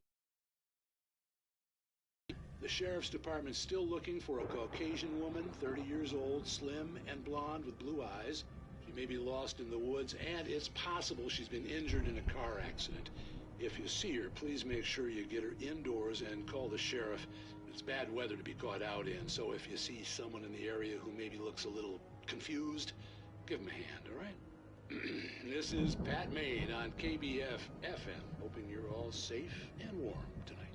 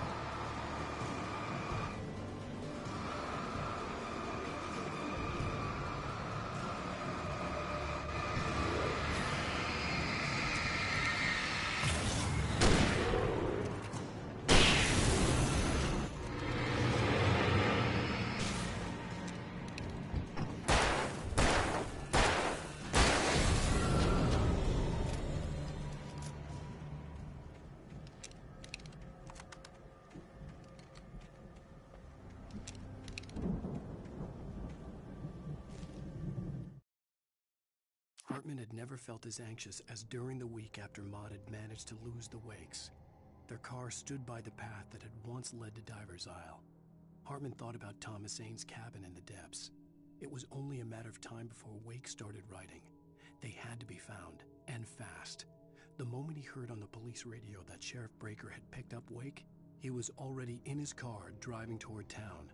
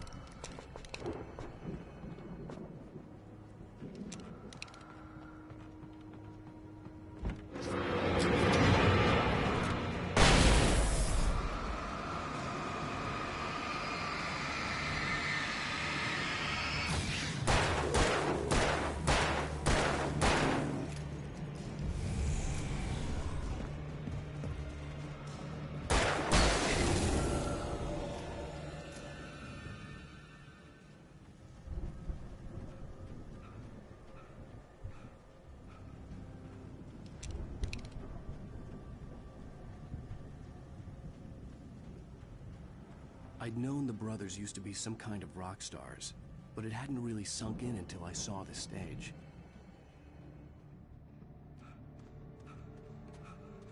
Al! Run! Incoming! There's too many of them!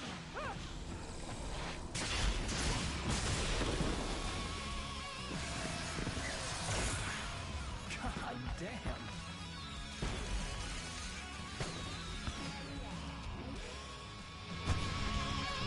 I'm so glad you decided to go it alone, Mr. Johnson. Shut up and shoot! Al! We have to fight them all! I can set off more of the fireworks from here and help you out! Hey, Al! Did you notice there's a lot of ammo and stuff around? This place is stacked! Al! Hold on! I'll try to get the stage lights on!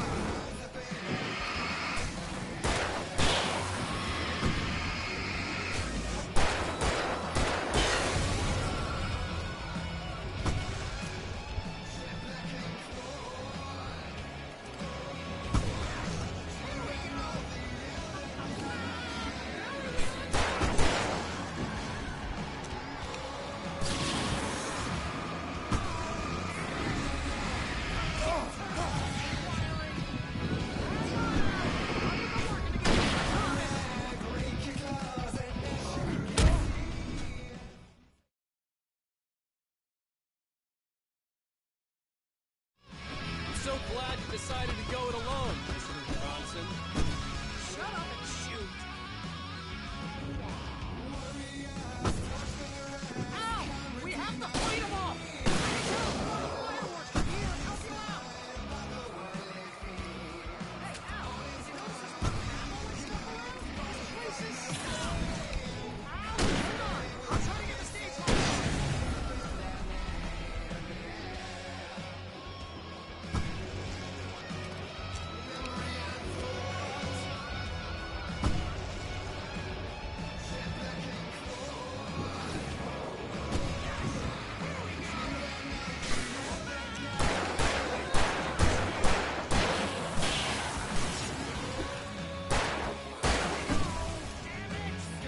Goddamn turn-of-the-century wiring!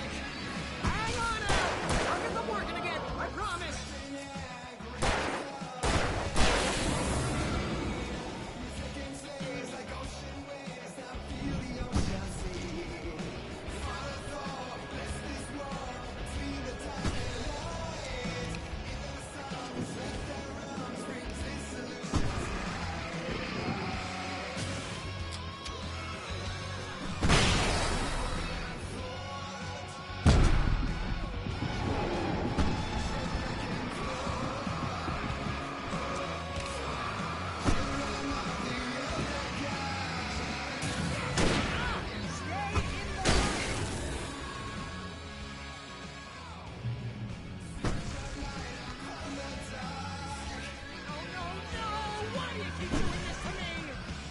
Barry, please, please, please!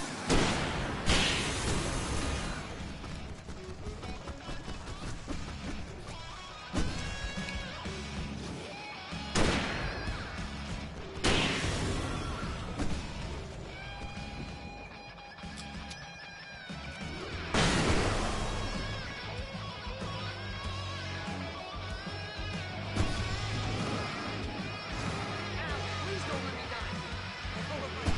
This is pretty much how I always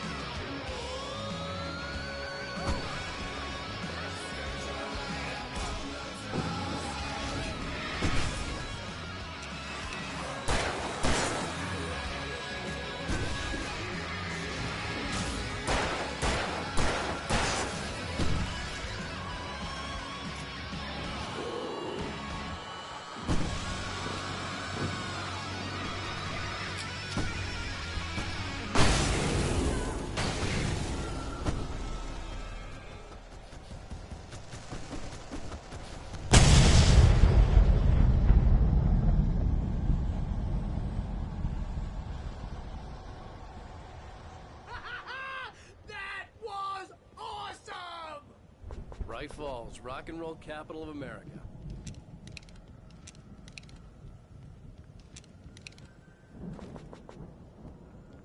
Hey, Al! This way to the farm!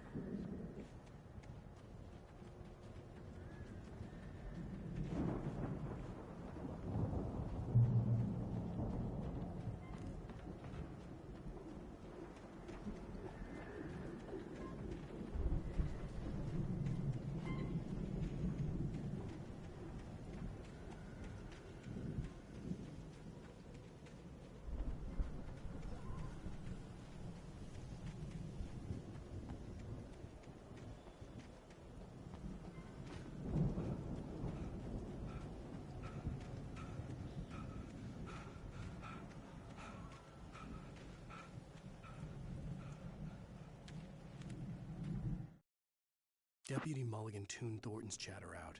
He didn't think riders were particularly useful people, and a huge manhunt for one struck him as idiotic. Certainly not worth the missed opportunity for coffee and pie. It wasn't even clear what the man had done, except run from them at the trailer park. Mulligan knew he wasn't alone. The sheriff's patience with the Fed was running out.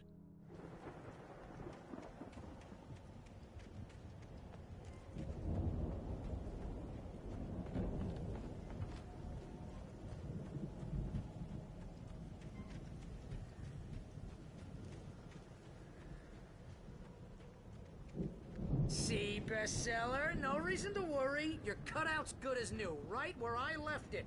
I'll come back for it once we have the place secured. Yeah, that's been my biggest worry all this time. We need to get this thing moved out of the way. This is as far as I got before they ambushed me.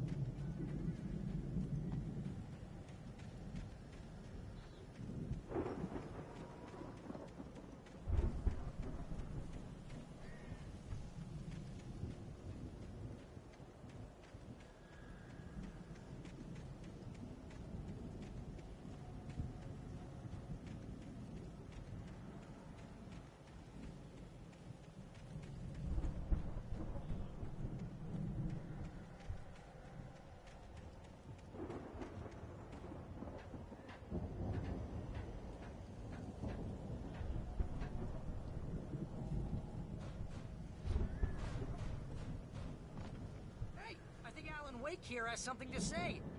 What's that, Al? Ooh, I'm Alan Wake. I'm always right about everything. And if I don't get my way, I'll sulk all day long.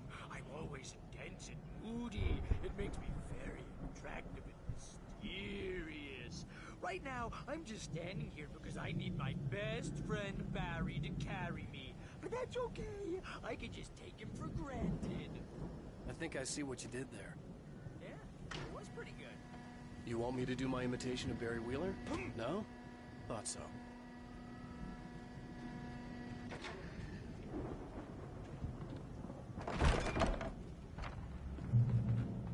Wow! You look at that thing, Al! They really went all out with this Viking crap, didn't they? Look at all this stuff. They must have done okay for themselves, so how come I never heard of these guys before? And this from the guy who learned about Ozzy Osbourne through reality TV? Sleep. We all spend Oh, Night Springs! Man! Somewhere Got memories. Hey, remember when I got you that gig? Your first real writing job. What got you started? Was this one of your episodes? In Night Springs. Tonight's episode, The Dream of Dreams. That's by someone else. We join Mr. Jones as he explores the endless dreamscape, only to be brought to a sudden stop by a decidedly mundane situation. A long line of people. Hey, Jones, right? Listen, we're gonna have to wait until His Highness over there is good and ready. Oh, wow. Who's that? You don't know him? What are you, new? He's the guy dreaming us. Well, not just us. He dreams everything. All of this. But wait, no. I'm the one who's dreaming. I'm asleep. Isn't this my dream? Oh, yeah. Sure. Get real, pal. You're just another dream. I'm a dream. You're a dream.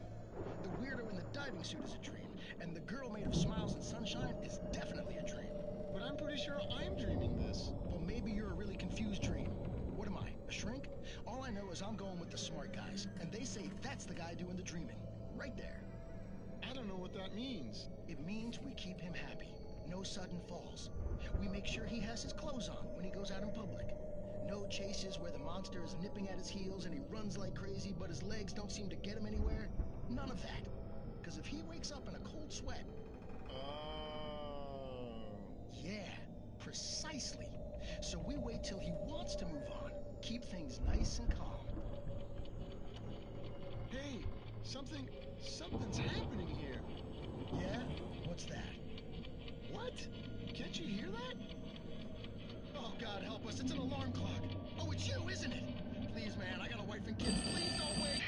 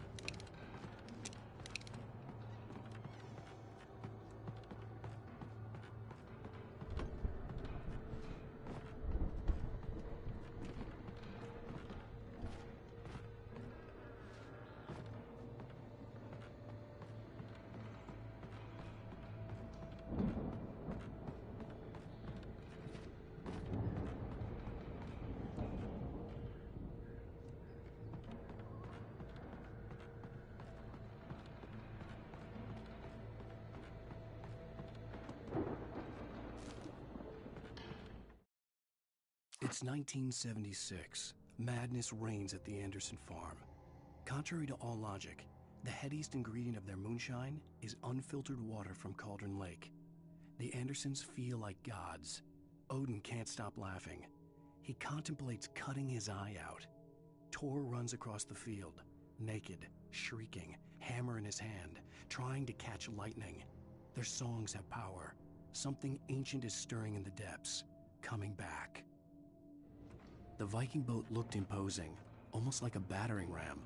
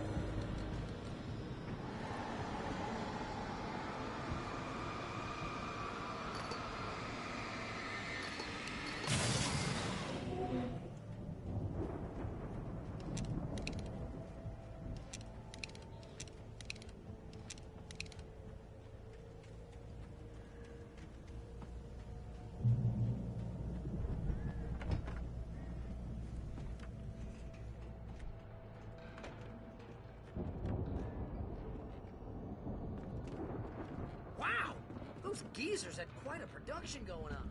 Ooh, you know what, Al? If we make it through this alive, I'm gonna start representing them. Yep, sell this stuff online, maybe get a reality show going, release a new single. Good luck with that, pal. The door was barred from the other side. Here, okay? I'd have to find another way.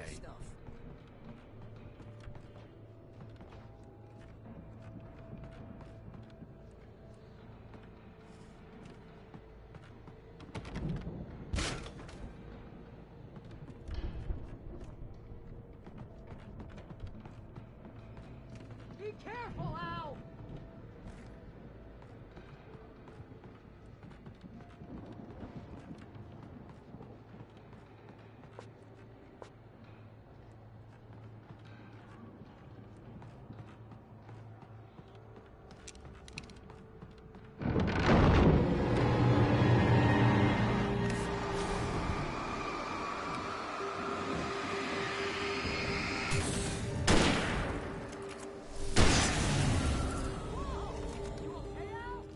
I'm good. Keep your eyes open, okay?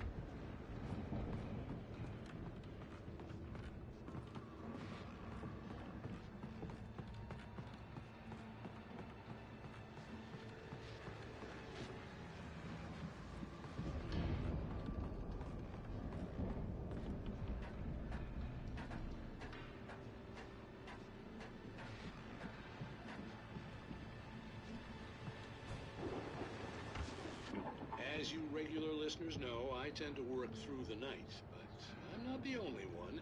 Deputies Mulligan and Thornton are taking a couple of moments off their busy schedule to join me here in the studio. Boys, how busy are you now? Deerfest is almost here, isn't it? I bet that keeps you in business. Pretty busy, yeah. Actually, Pat, we've been real busy with other stuff, which concerns an ongoing investigation. We can't talk about that, Thornton. I wasn't gonna say anything. I was just saying we got, other irons to fry. And how would you compare your workload to last year's? Things have seemed relatively peaceful to me, but people do tend to get a little wild this time of year. Oh, it's wild, Pat. It's pretty wild. There's been all sorts of trouble this year. Vandalism, fighting, public disturbances. A lot of people gone missing, too. Yeah, it's pretty much the usual stuff, Pat. Just, a lot more of it. Now, is it just me, or does Deerfest get wilder every year? People seem to be more drunk, at least, or they start earlier and younger. Oh, it's definitely not just you, Pat, but... Definitely, Pat. Hey, I'm talking here, Thornton. Oh, shoot, I lost my train of thought. Not just me. Oh, yeah, it's wilder, Pat, but actually most of the trouble seems to be coming from grown men. People who ought to know better, Kids are doing fine this year. Well, that's nice to hear at least. Boys, I want to thank you for stopping by. I'll let you get back to your patrol. Sure thing, Pat. Yeah, sure thing, Pat.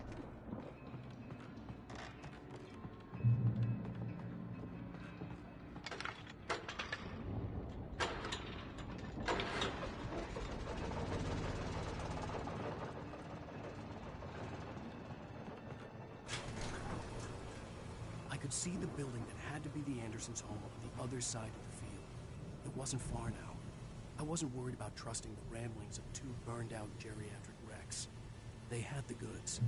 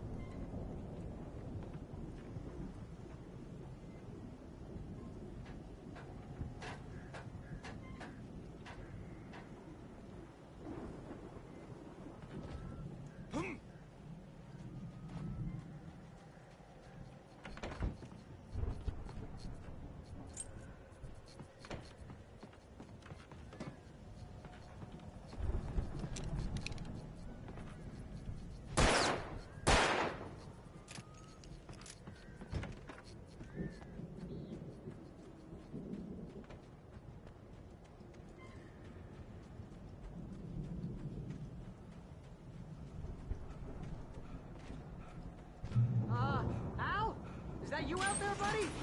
Yeah, it's me. Hey, let's go, man.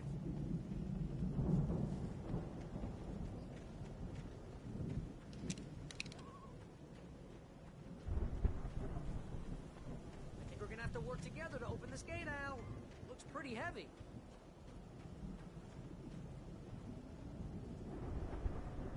Ah!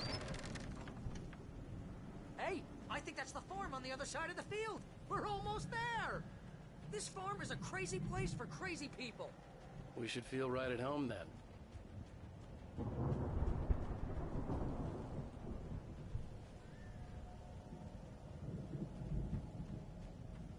Come on, one more gig. Let's do this thing.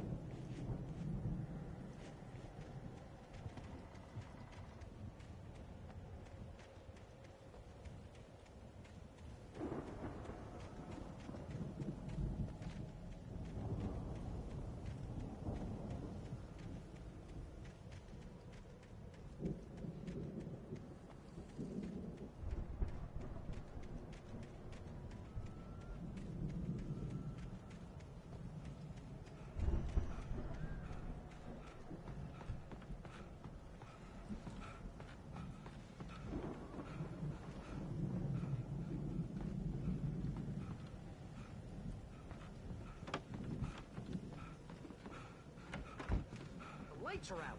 I guess we better check the fuse box.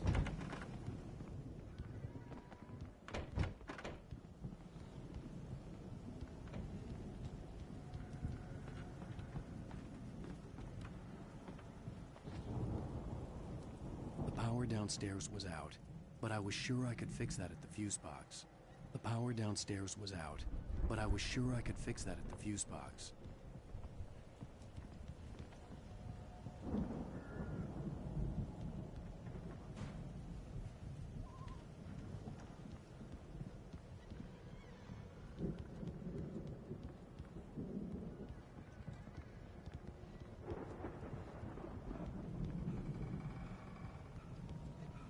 This place looks kind of lived in. I thought the Andersons were in the booby hatch. Yeah, I don't think they keep too close an eye on them at the clinic. They seem to slip away a lot so they can get wasted. No kidding! Those guys sound awesome. Come on, Al. Again, Alice's screams rang in the stillness of the night. I saw myself run toward the cabin, flashlight in my hand. I followed my past self. I was an out-of-body observer, a time traveler in a crazy drunken dream. This was the beginning. The night Alice had disappeared. The mystery of what had happened during the missing week was about to reveal itself. Let's get the lights on, huh?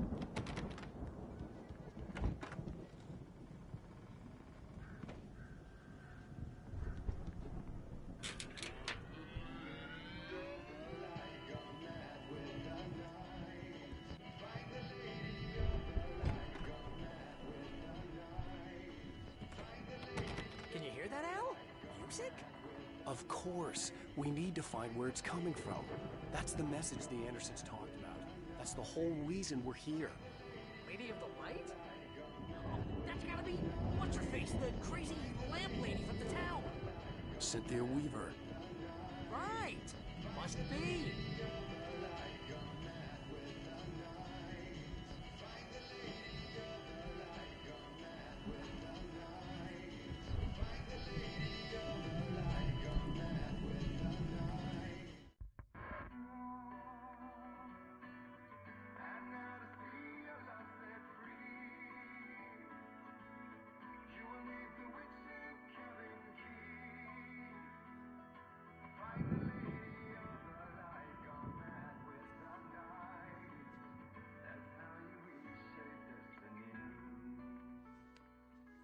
Okay. We need to find Cynthia Weaver. We'll stay here for the night and head back to town as soon as it gets light.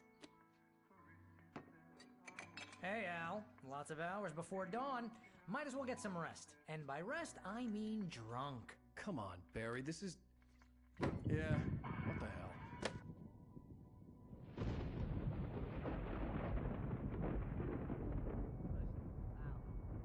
I'm sorry about this. No, seriously, because I know we don't get along, but we're gonna find her, right?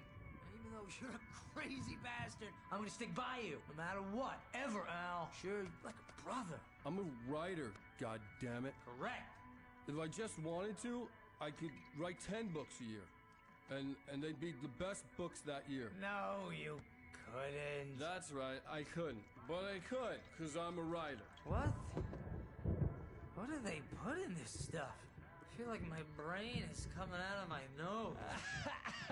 I'm gonna get the recipe off those coots and be a booze millionaire.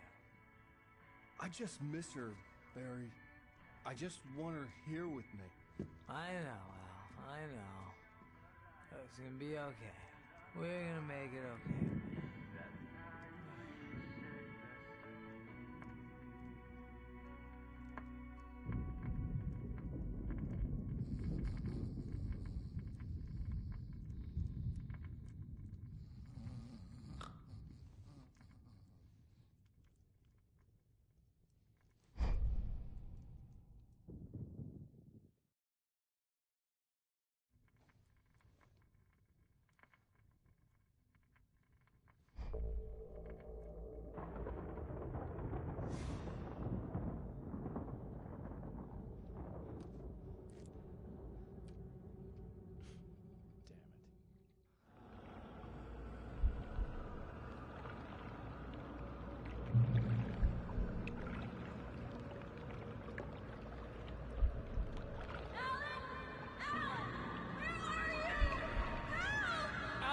I'm coming! It's all right! I'm coming! It was a crazy drunken dream, and yet it was more than that. It was the truth, a suppressed memory unearthed by the Andersons' moonshine. I was there, an out-of-body observer. This was the night Alice and I had arrived at Bright Falls, the night Alice had disappeared. I had a chance to find out what had happened. I remembered being surprised to see the cabin dark. Alice would have never turned the lights off.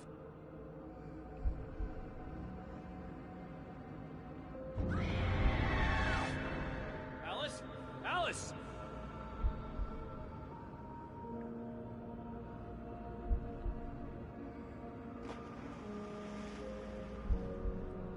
I remembered thinking I caught a glimpse of her form underwater, sinking into the darkness.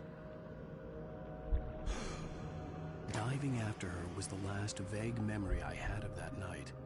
After that, the next thing I could remember was waking up behind the wheel of the crashed car and finding the first pages of the manuscript.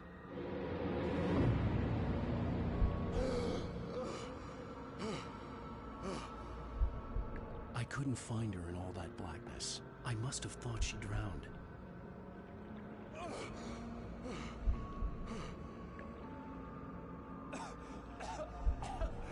Alice! Jagger had Alice, and so she had me. Alice!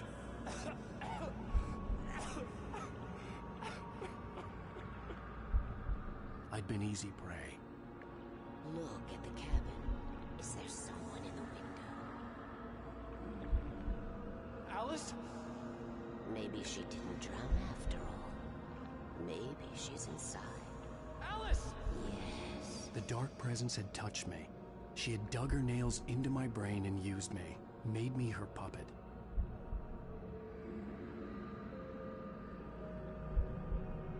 She must be here somewhere.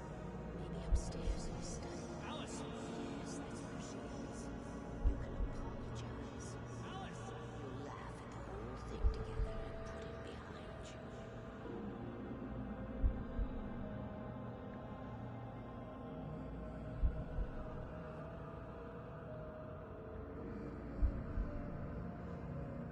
Alice? She's not here. You were foolish to think so. No, she's dead. She drowned. No, no, no! It's your fault your wife is dead. It was to help you right. You killed her. Oh, hush. There's still hope. Cauldron Lake is a special place. Here, you have the power to change things. She wanted you to write. I will tell you what to do.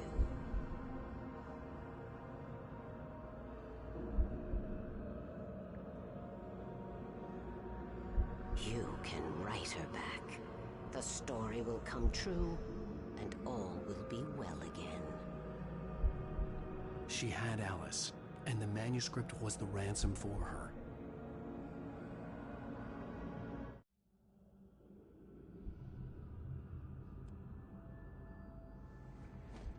Yes. All right. I'll fix it. I'll bring her back.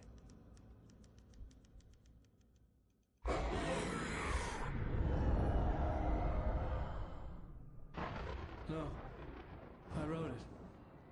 I remembered it all now. In the dark, I'd written for days, a week, almost a complete manuscript of a novel entitled Departure. Jagger had been my editor, whispering in my ear, making sure that the unfolding story would make her more and more powerful. I thought I was saving Alice.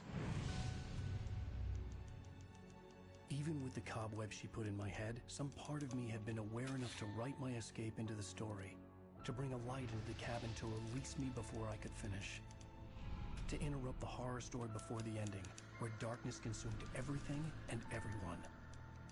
Zane was weak and far away, but I had written him into the story, and his light had been enough to set me free.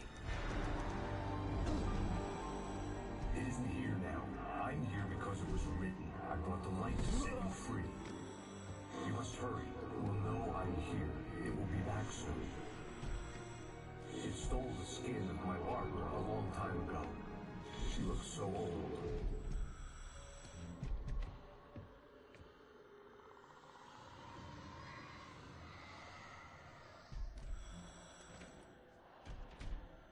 I had woken up, confused and groggy, my mind consumed by darkness and fear. All I could do was to escape.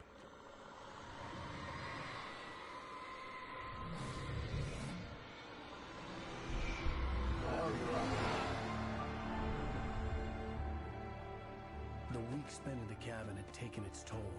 I was barely conscious, and fading fast. It had to have cost Zane terribly, thrown him even deeper into whatever dark place he now haunted. But he had managed to weaken the dark presence, kept me safe that night.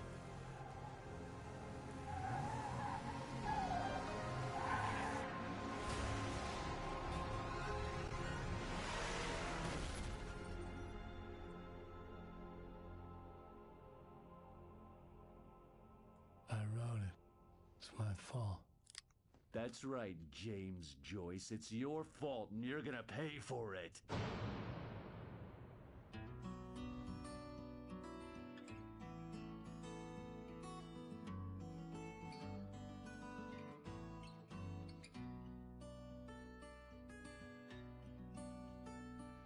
There's an old town road with mystery of Tom the poet and his muse, and a magic lake which gave a life to the words the poet used.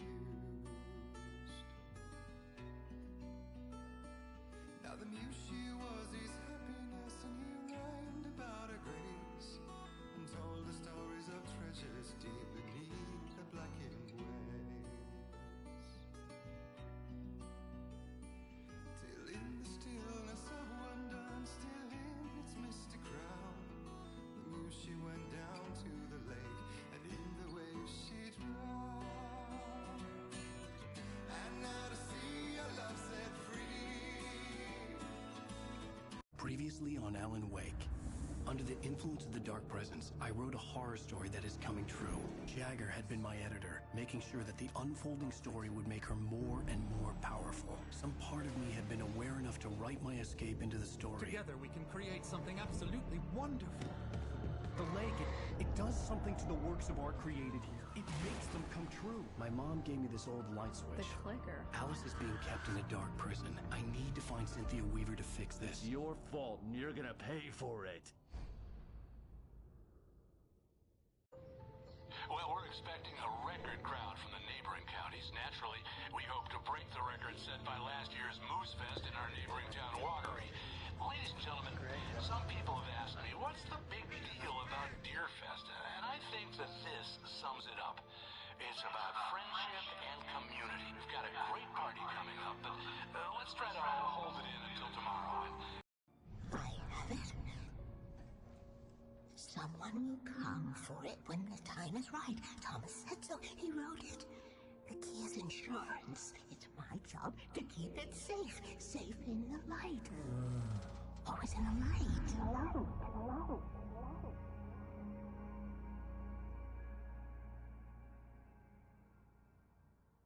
All the manuscript pages were gone. The FBI agent had taken them. I think my tongue just took a crap in my mouth. Ugh. Oh, wait, we're in jail now? Al. Al, this is not good. That about sums it up.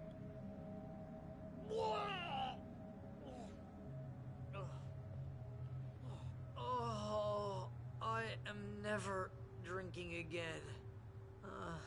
I need to talk to Weaver. She's the one in the song. The Lady of the Light. What, the crazy lady? Ugh, whatever you say, Al, but we're stuck here. They're not gonna... interviewed Wake. I had some reading to do first, Sheriff, and let me tell you, it was an interesting read. Well, I've got you now, Raymond Chandler. It's all here. All the evidence, including conspiracy to murder a federal agent. There's no way you're walking out of here. You hear me in there, Bret Easton Ellis? Huh? Agent Nightingale, I want to talk to your superior. Well, we all want things, Sheriff. I wanted my... Look, that's not possible right now. Agent Nightingale, I insist.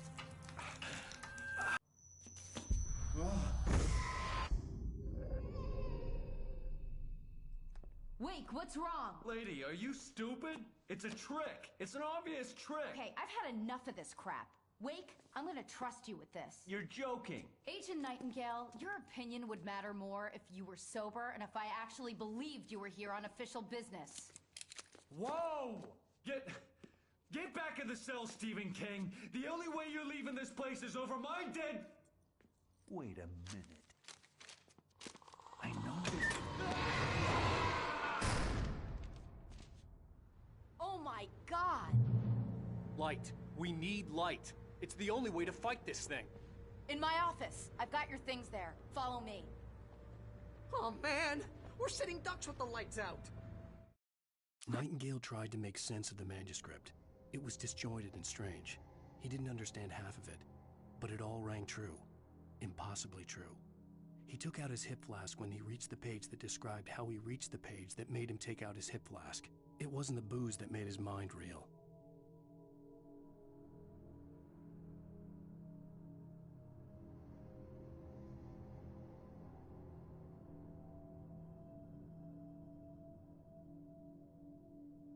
Stay cool.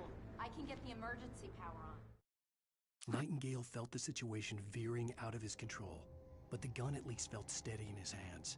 He was ready to fire, resolved that he would let this happen over his dead body. And yet he hesitated. He had seen this moment before, read it in the page. He was transfixed by the déjà vu and the horror that he was a character in a story someone had written. Then the monstrous presence burst in behind him and dragged him into the night.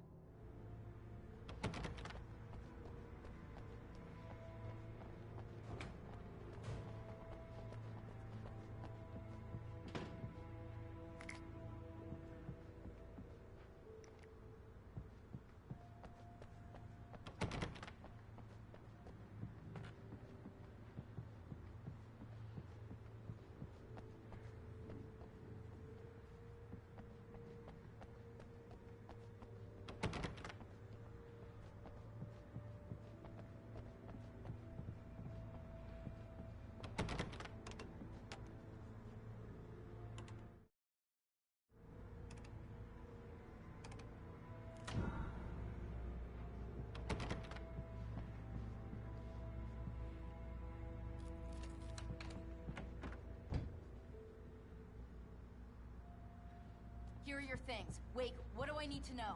What do you need from me? They can be hurt in the light, only in the light. And I need to find Cynthia Weaver. She can help me stop this. Light. Check. Cynthia. She lives in the old decommissioned power plant. I can get you there pretty quickly in the rescue chopper. Come on, let's get back to your friend. Wheeler, I need you to stay here. What? No. We're going to fetch our ride, but I have friends who need to be warned about this, and I can't be in two places at once. I need your help. Well, okay. Here's a list of people and phone numbers. I need you to call them and tell them you have a message from me. Night Springs, okay? They'll know what to do. Night Springs? Like the TV show? Gotcha. Oh, hey, that radio guy is on the list. Maine. Who's Frank Breaker? He related to you? My dad. Hey, is this like a secret society? Can you do this? You'll be safe here. The backup power's on. These guys need to be alerted, just in case we don't come back. You'll come back for me though, right? As soon as we get the chopper ready. Thanks, Wheeler. I owe you one. Okay, let's go, Wake. Through the back.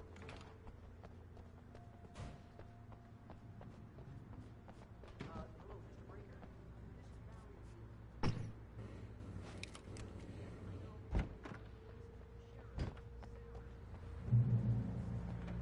Oh, hell. Whatever took Nightingale must have broken the gate controls. We can't reach the gate's control box from here. We need to get to the other side over the rooftop. I'll go. I'll open the gate for you once I'm across. You stay here in the light and cover me, Sheriff, okay?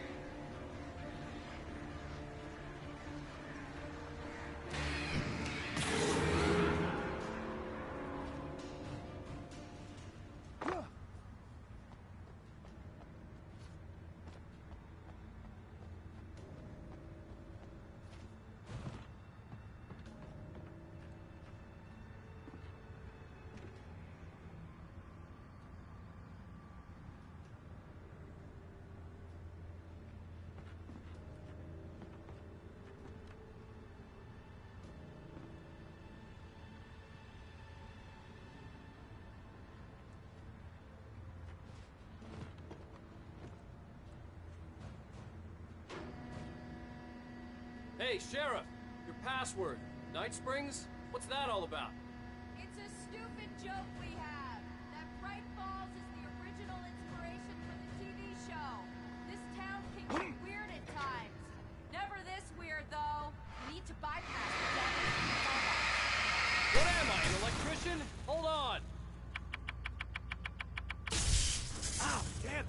That's smart. Good job, Wade. Okay, stick close. Our first stop is the town hall. The keys to the chopper are there.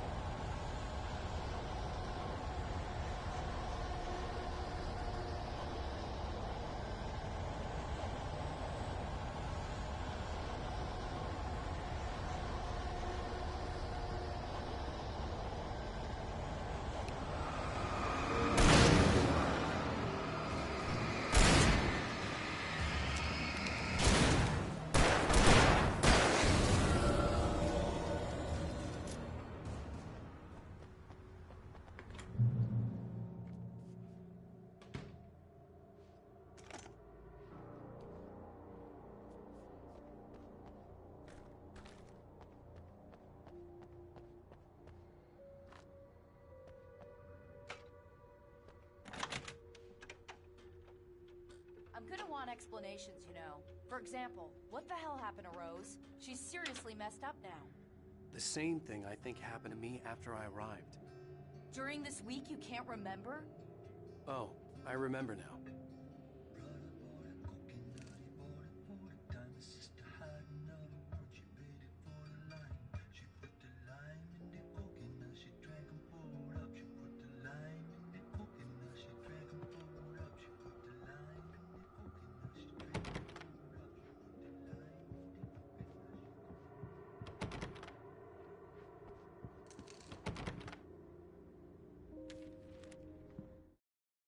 Barry was in his element, making calls, making things happen, even if he didn't entirely know what those things were.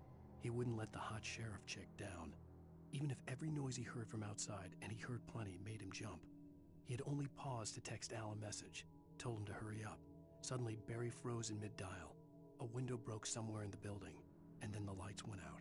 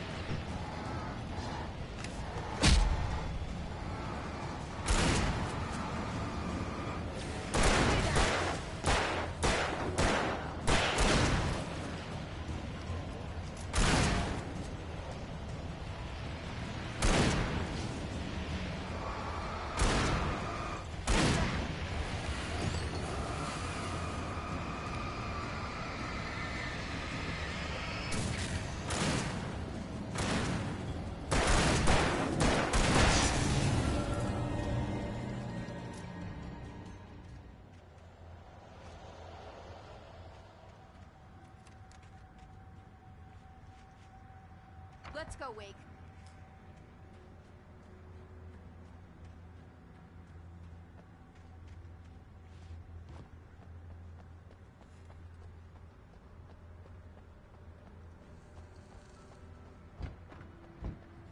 Okay, someone's messed with the fuse box here, but you should be able to jury-rig it while I find the keys.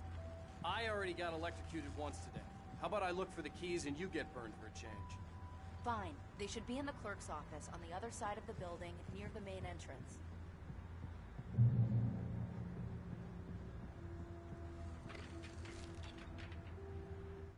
The darkness that wore Barbara Jagger's face was furious. The story in the manuscript had been making it stronger all the time, but now the light had set the writer free and hurt it, weakened it. It was only a matter of days before the dark presence would be strong again, but meanwhile, it would be difficult to recapture the writer.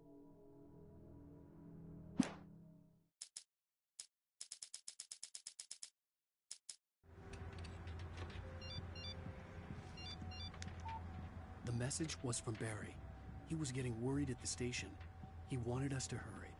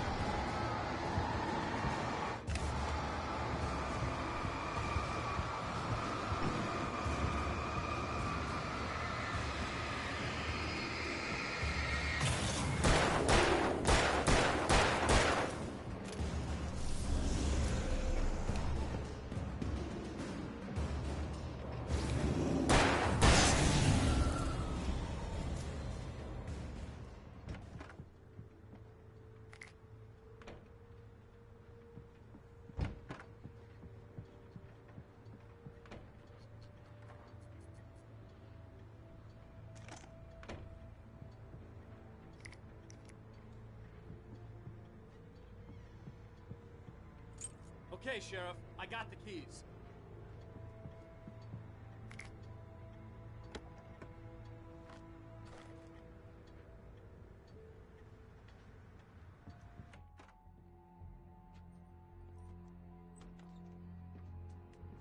Barry? Why isn't he inside? Oh, God. Oh, God.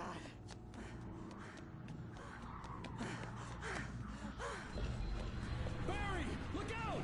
Barry, move! Ah! Barry! He made it inside, Wake. He's okay. The storefront's blocked. Come on, Wake. Let's go around. We can meet him in the back.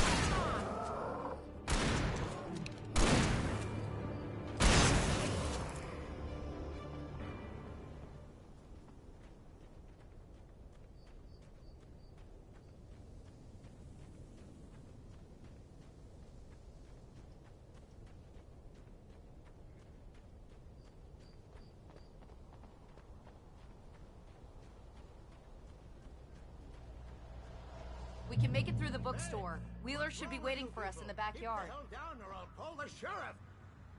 Oh, hi, Doc. I've got it. Don't worry about it. Sarah, about time somebody showed up. All the shooting in the air is idiotic. One of these days, they'll kill somebody. And over Deerfest. I know! Go back to bed! He's got a point, Wake. Look, this town can't take this.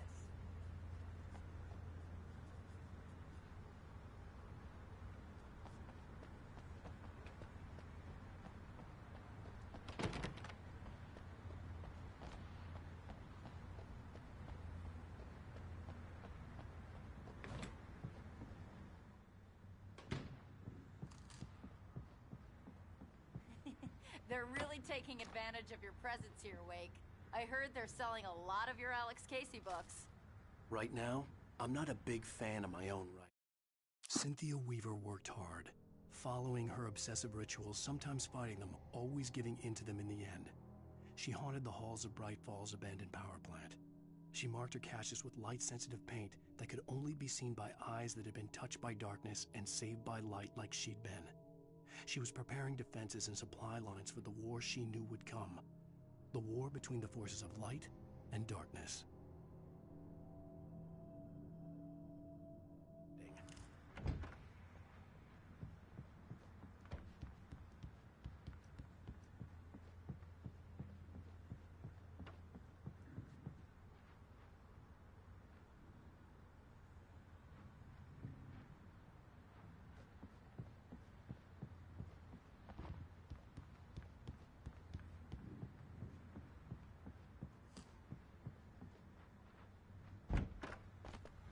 I don't see Barry. Look! Wake! Maybe that's him. That's the way to the chopper.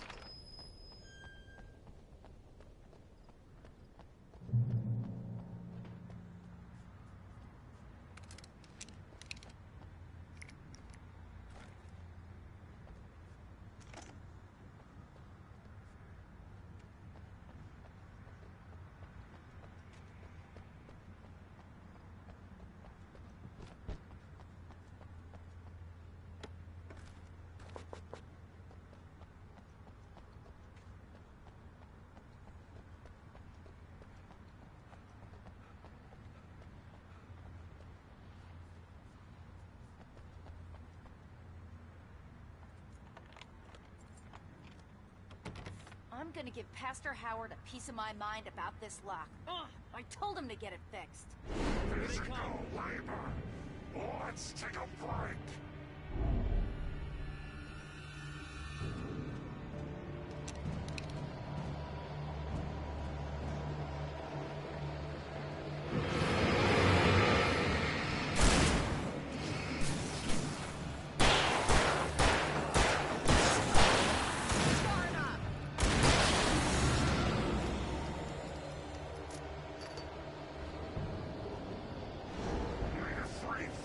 Acids are good for your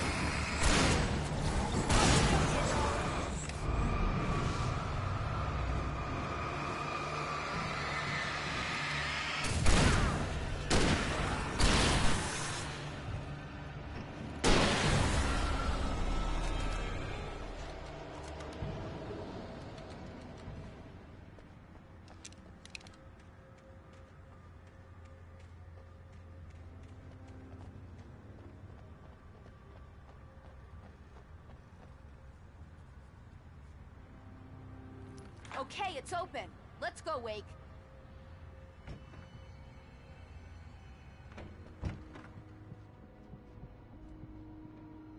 Wow. We keep them lit all night long on the night before Deerfest. Why? Well, it's tradition.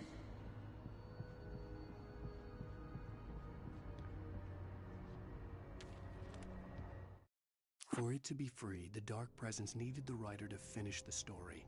Again and again, the story let it get frustratingly close to the writer without letting it capture him. It was bound by the events depicted in the manuscript, but it could pursue the writer indirectly, put others on the task, and stop those who would help him. It took over everything in its path, made them its puppets, and sent them after Alan Wake.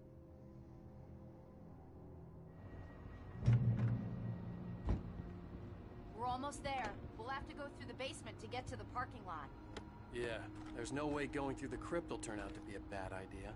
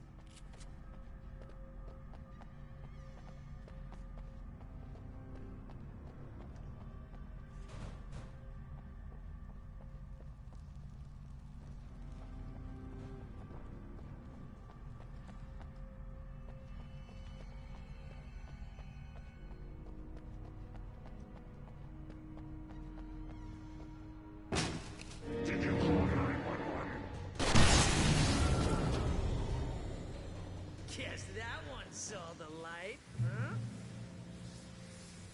You didn't like that one? A tough audience. Well, I got plenty more.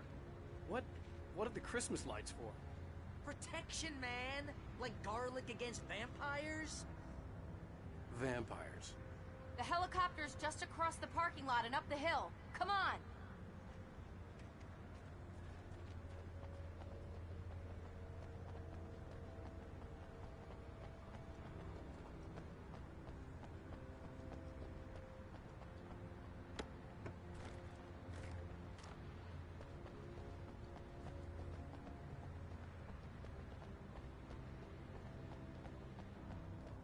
Bright Falls General Store is now my favorite place in the entire world. See this headlamp? It's like a superpower. I can just look at one of those things and they die. It's my flaming eye of Mordor. I wish I didn't say that. Yeah. Hey, I want a headlamp. Last one. Bastard.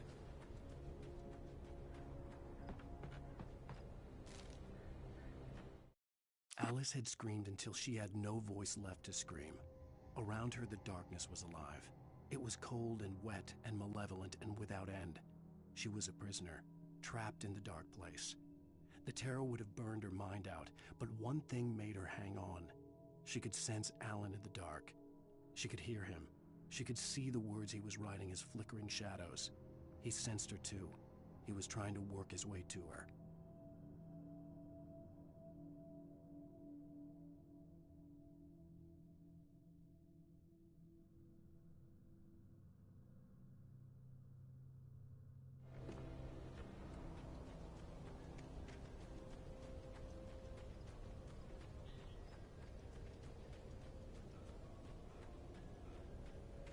Someone throws a damn school bus at your head and you're about to take a helicopter ride with someone who may or may not have a pilot's license.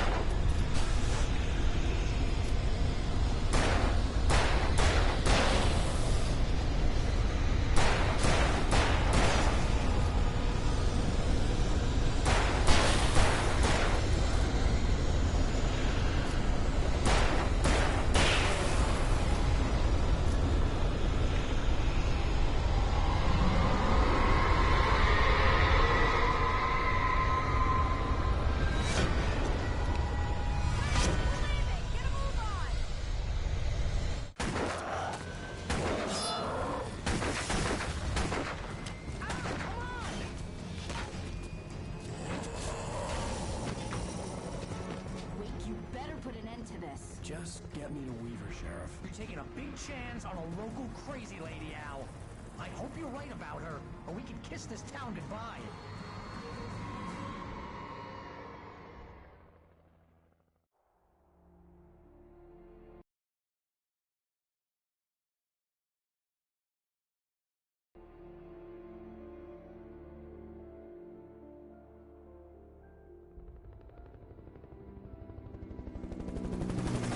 I hope you know how to deal with this, Wake.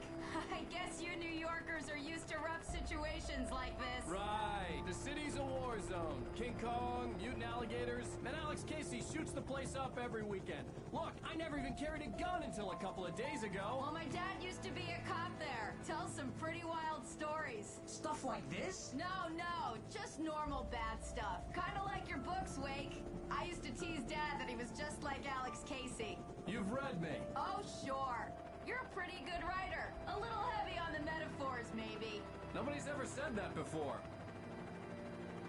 We're coming up on the power plant. See the lit building over there? And that's the dam further up the river. I can't land here. I'll take her down the road across the river. Just get me there, Sheriff.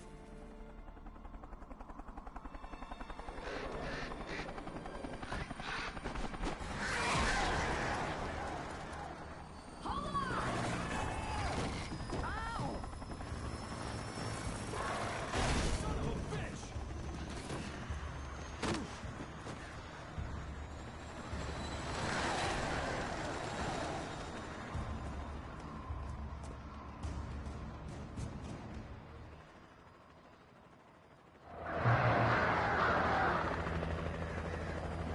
Wait, we're gonna have to shake these things. We'll meet up at the plant.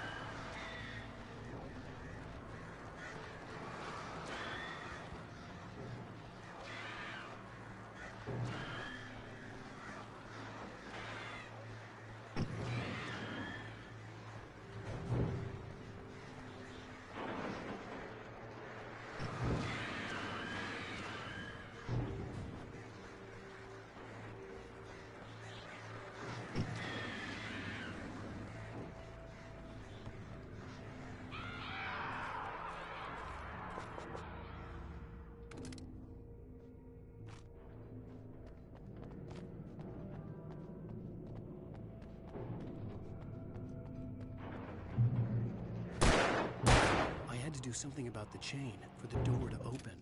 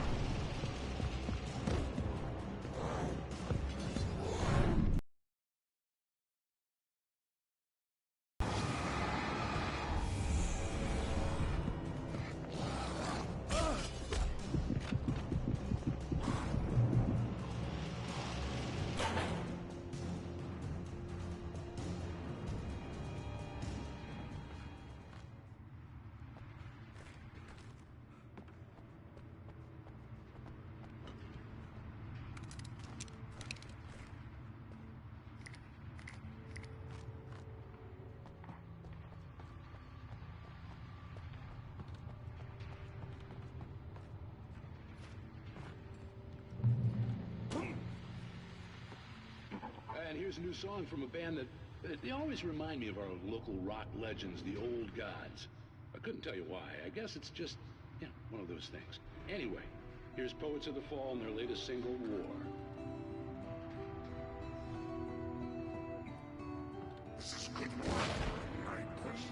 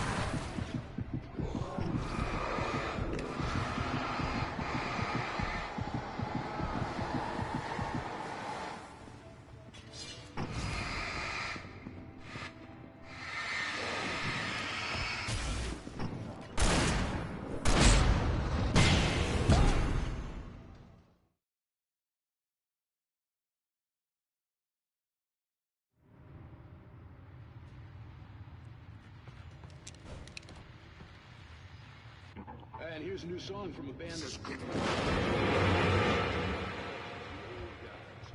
couldn't tell you why. I guess it's just...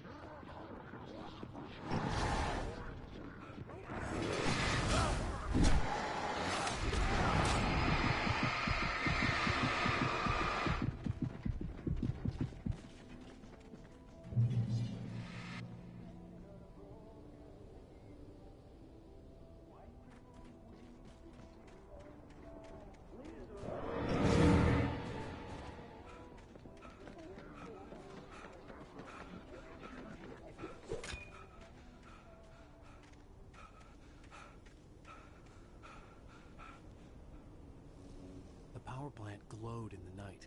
It was close, but I had to find a way across.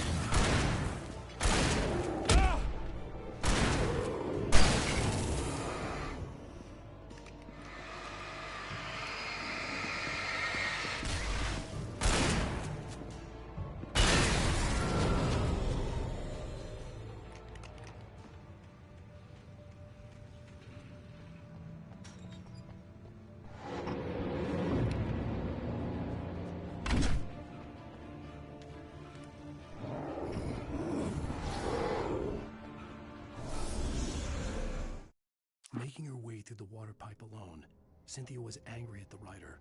Foolish young man, taking unnecessary risks. And the way he broke the rules. Didn't he understand what was at stake? Since the terrible days in the 70s, she hadn't wavered once, as hard as it had been. She was tired of protecting the town all these long years, and now only wanted to rest.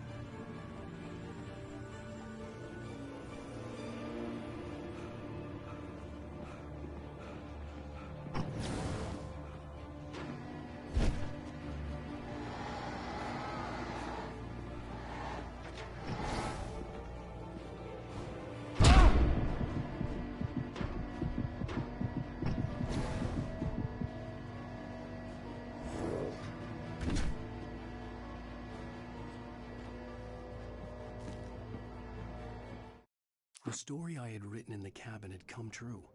Touched by the dark presence, I had written a horror story, but the end was still missing. The story was incomplete, and the last unfinished page of the manuscript still sat in the typewriter in the cabin study. If I could get back there, if I could read the page, then I could write my own ending to this story and save Alice.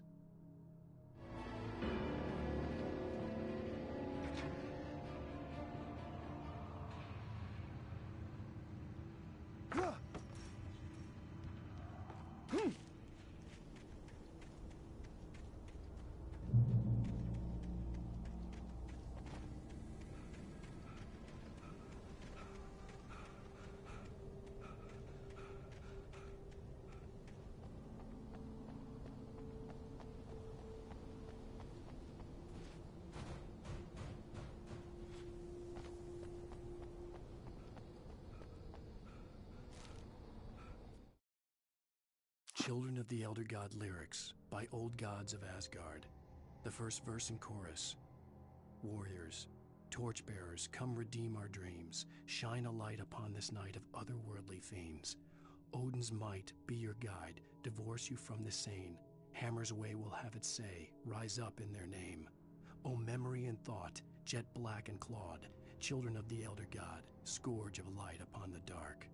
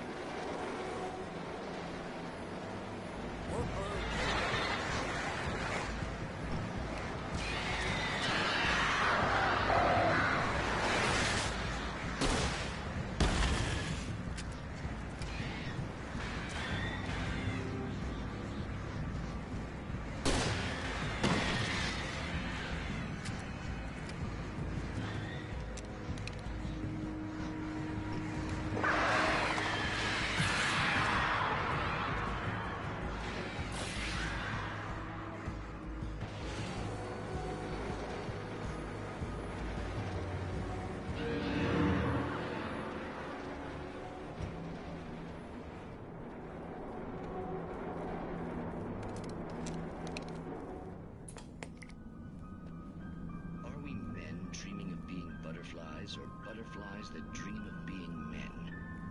Such philosophical concerns are by necessity abstract. And yet, some of us can find concrete proof of the nature of our existence in Night Springs. Tonight's episode, an absence of creativity. Hello, Martha. What did you want to show me? Lydia, thank God you're here. Please, it's in the basement.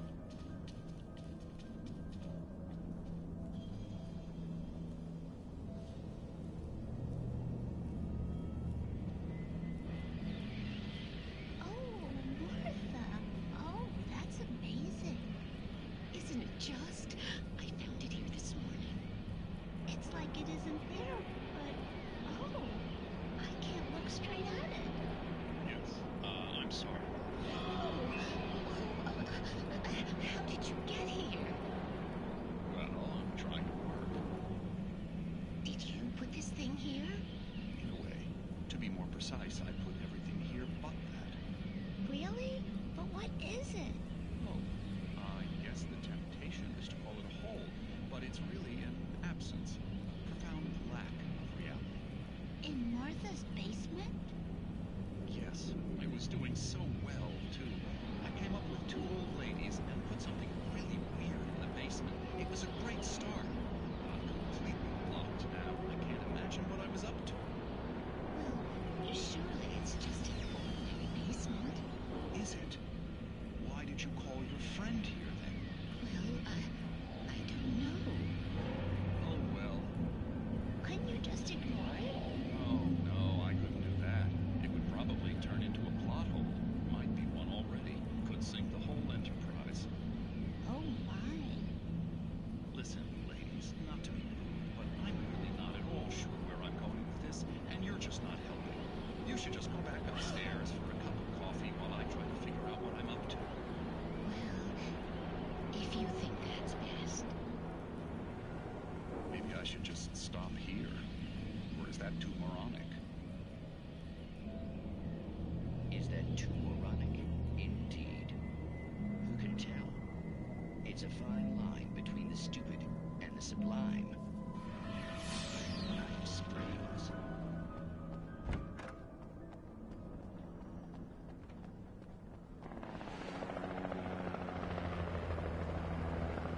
We managed to lose the flock. You're almost at the power plant. Keep going. We'll give you support.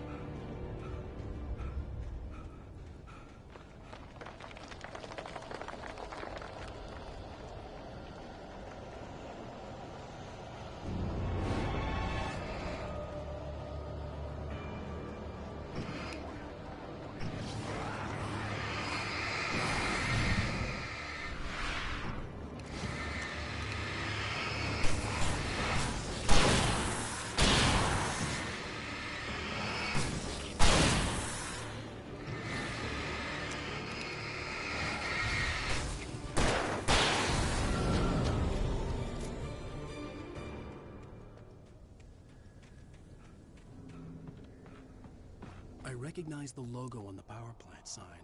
I'd seen a version of it painted all over the area, signifying hidden caches of supplies.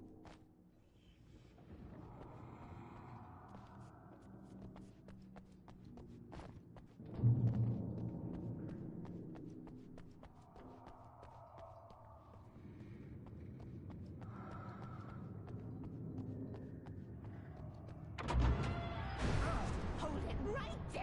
Miss Weaver! Cynthia! I'm a friend! Prove it!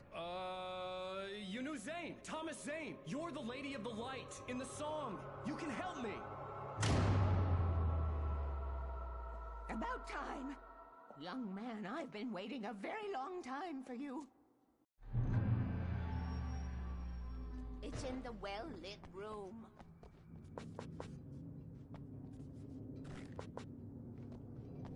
Excuse me? What you need to drive the darkness back. The well-lit room is at the dam. I built the room to keep it safe. Will it help me find Alice? Will it get me back to the cabin? Fine, let's go. I can get my friends to come back with the helicopter. Oh, we won't go outside. Never at night. That's rule number 1. You've been breaking the rules, young man, and where has that gotten us, No, I have a secret route, a lit route, an old water pipe. Something was damaged at the transformer yard. It's draining all the reserve power. Without it, the pipe will go dark. The power to the yard must be cut.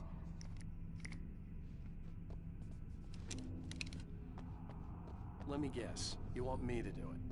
Young man, you're the one who likes to break the rules. I can't be outside in the dark. The kill switch is outside.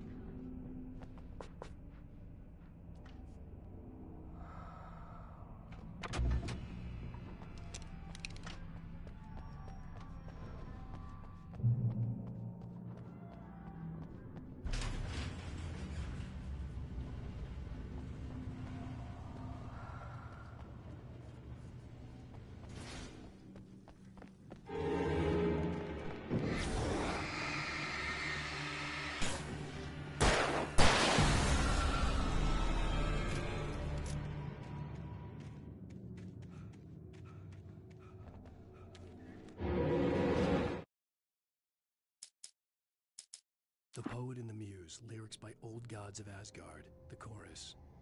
And now to see your love set free, you will need the witch's cabin key. Find the Lady of the Light, gone mad with the night. Find the Lady of the Light, still raving in the night. That's how you reshape destiny.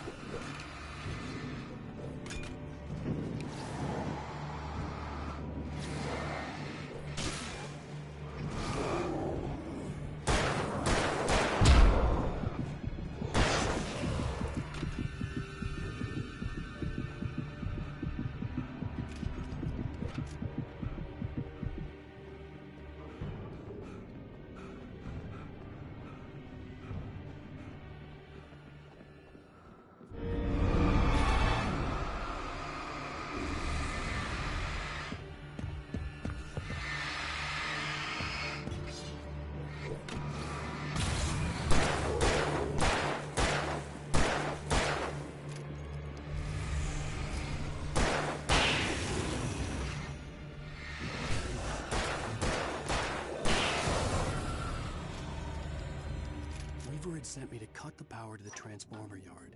I was willing to do grunt work for her to get her to help me. I hoped Weaver was dependable. I'd stumbled into this crazy world a little over a week ago. She had been living this insanity for decades.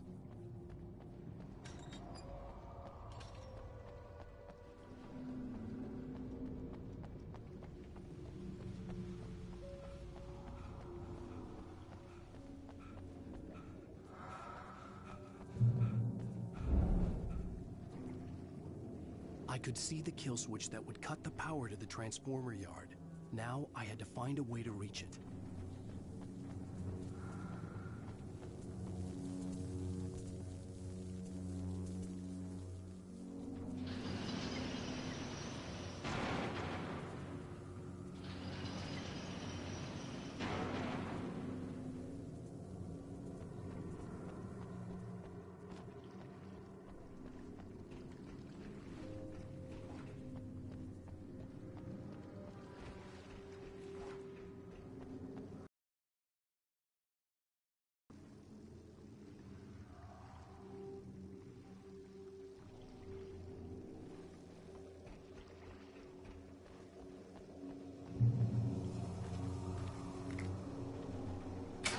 arrange these things?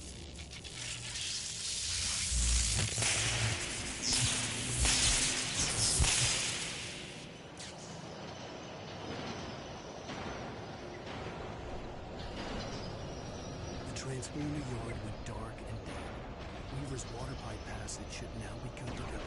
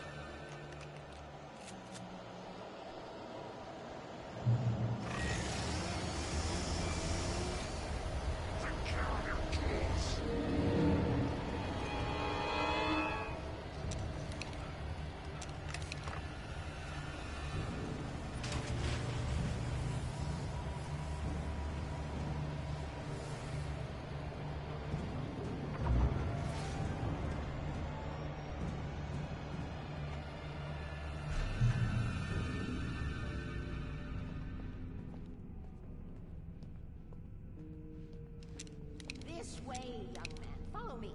Come, come. The pipe's empty now. We're ready to go. This way. We need to go.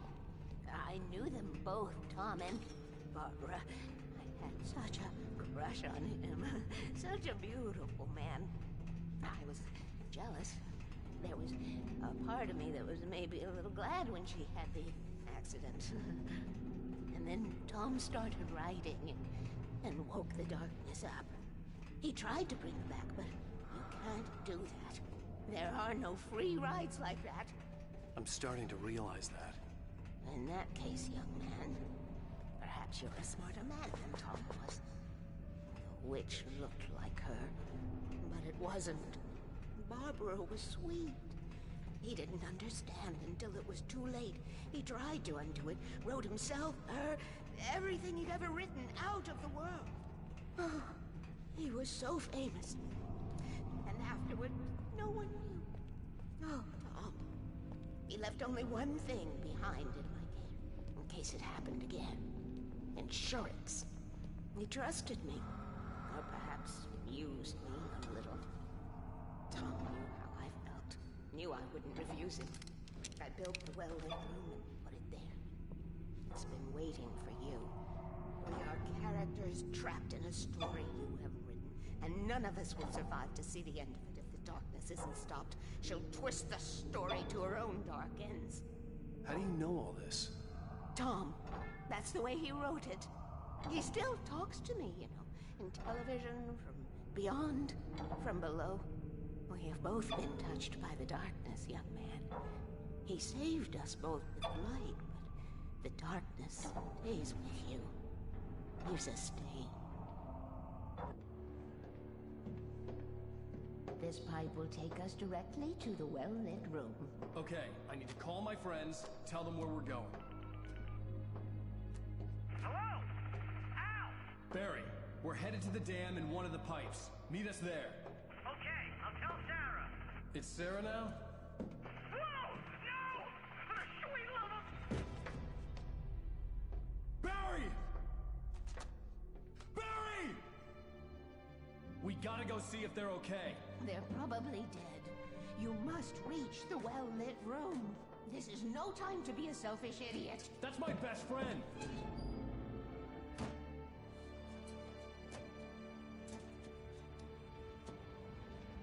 Well, be a fool. I'll use the pipe. I'll meet you at the dam if you make it.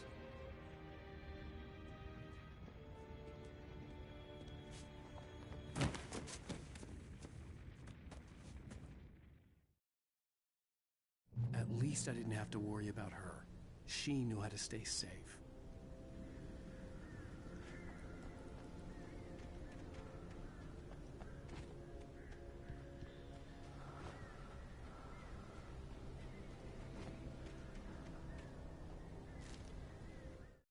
Sarah was almost starting to relax. Maybe they could turn this into a win yet.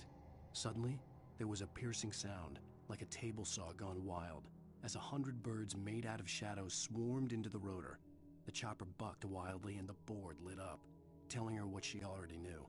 They were going down. Barry Wheeler screamed next to her.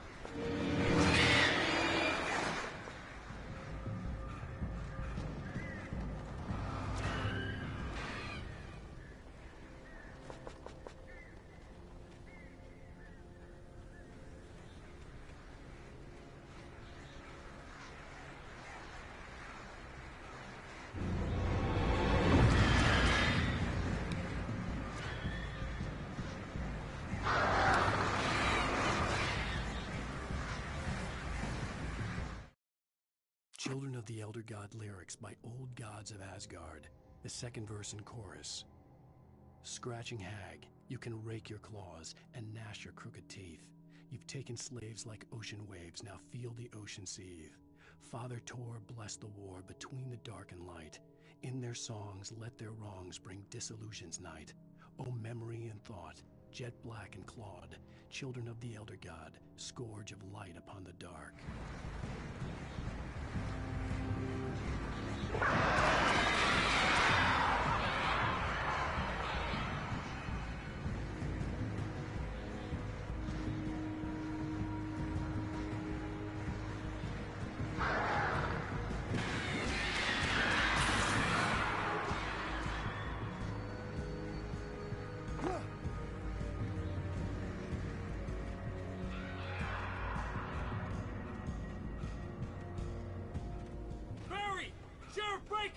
Sarah! The crash site looked bad, but as far as I could tell, the wreck was empty.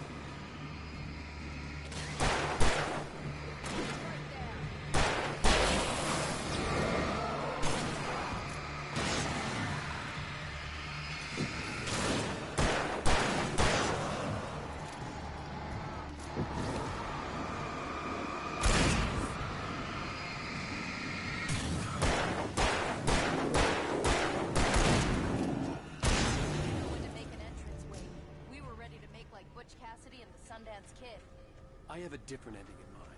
Yeah, fine. Thanks for asking. I knew you'd be all right. How's that? The Flaming Eye of Mordor? Weaver will meet us at the dam.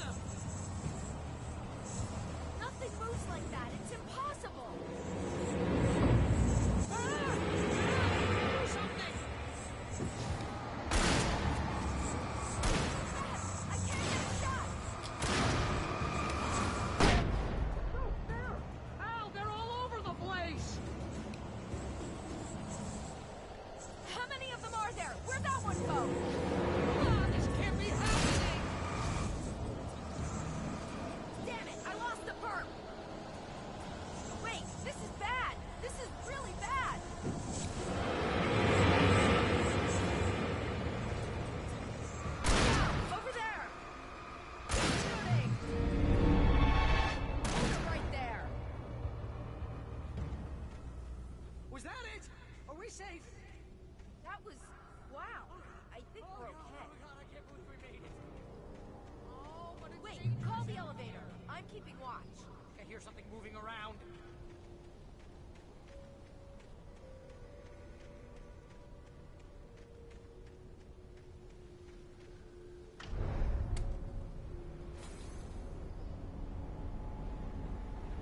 Heads up! Here they come! Oh no! Oh no! They're coming! We have to hold them off! Freeze!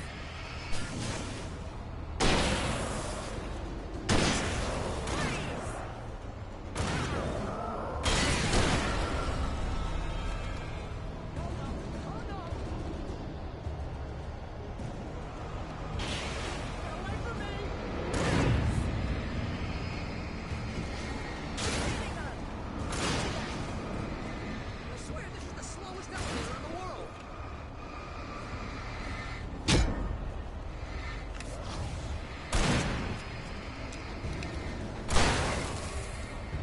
It's almost here. Just hold on.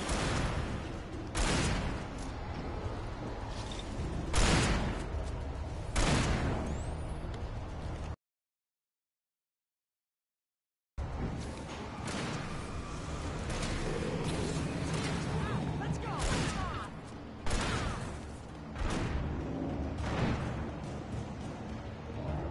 Ow. Button. Get this elevator going, will ya?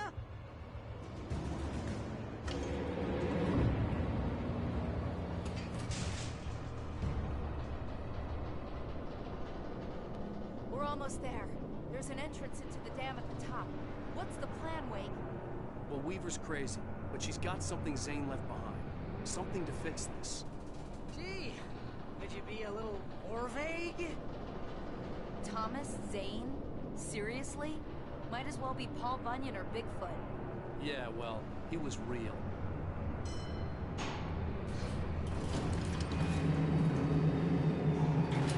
Be careful, okay? Jeez, I hate this.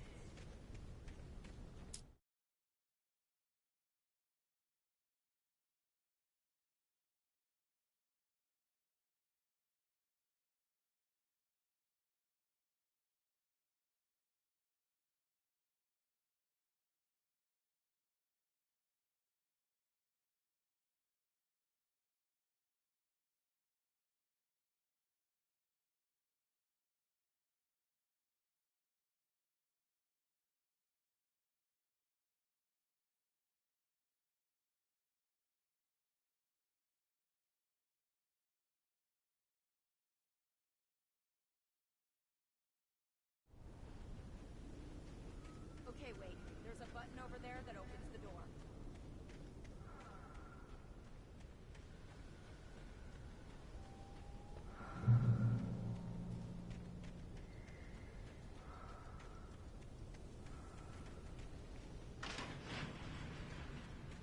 I think something's broken. Hold the button down so we can get in.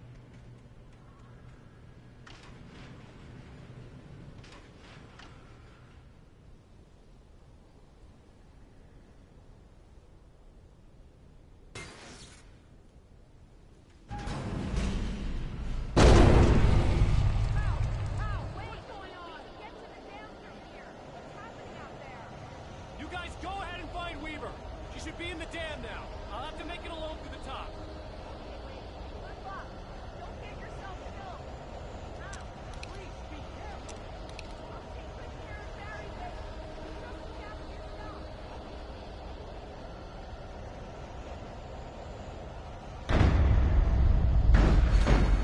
You gotta be kidding me.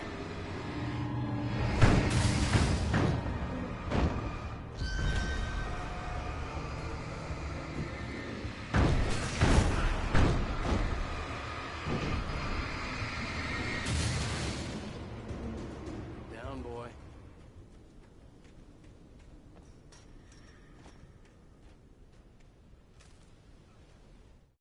Thomas Zane knew he had to remove all that had made this horror possible, including himself. That was the only way to banish the dark presence he had unleashed and now looked at him through the eyes of his dead love. But he also knew that despite his best efforts, it might someday return. So even as he wrote himself and his work out of existence, he added a loophole as insurance, an exception to the rule. Anything of his stored in a shoebox would remain.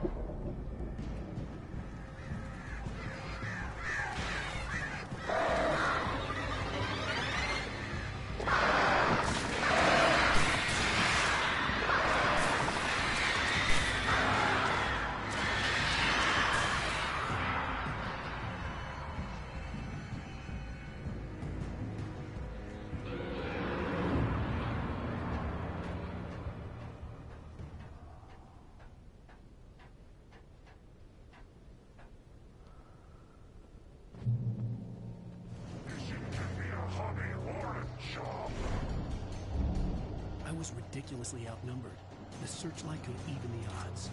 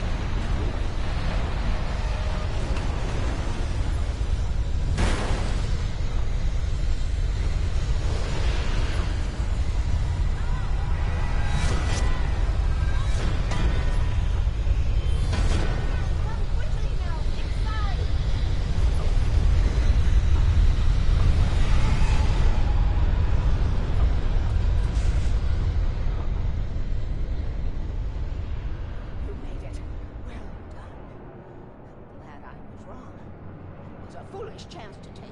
Don't worry about the noise. We're safe here. I have looked after the well-lit room for many, many years now. There's no shadow in the well-lit room. The hour is fail-safe, and all the bulbs are numbered and changed regularly based on their make and model. Right.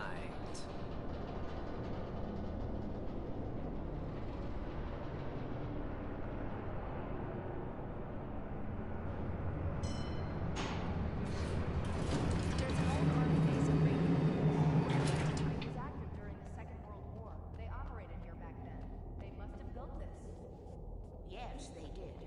my place now.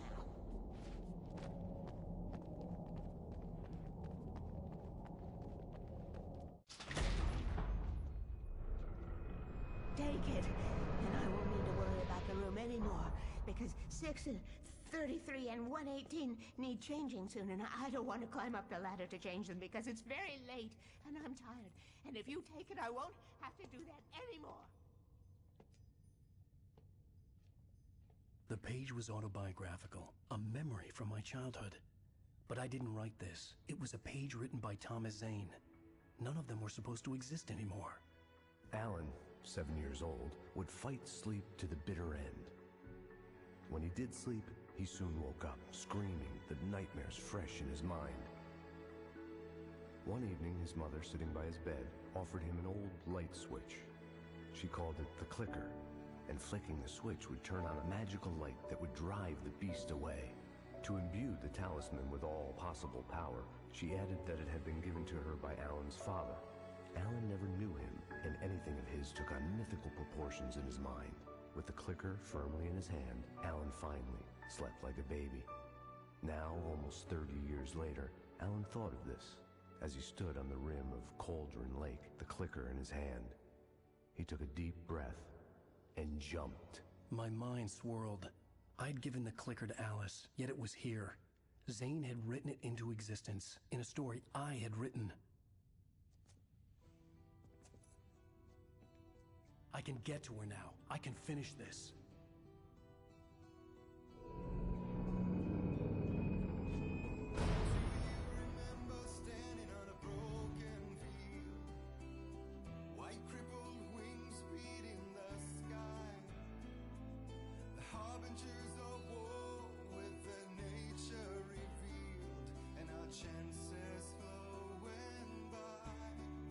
Previously on Alan Wake, I wrote a horror story that has come true. Thomas Zane did the same. It's a horror story. No one will survive. You knew Zane! Thomas Zane! You're the Lady of the Light in the song! He left something behind to help me. The clicker. Alan thought of this as he stood on the rim of... I can get to her now. I can finish this.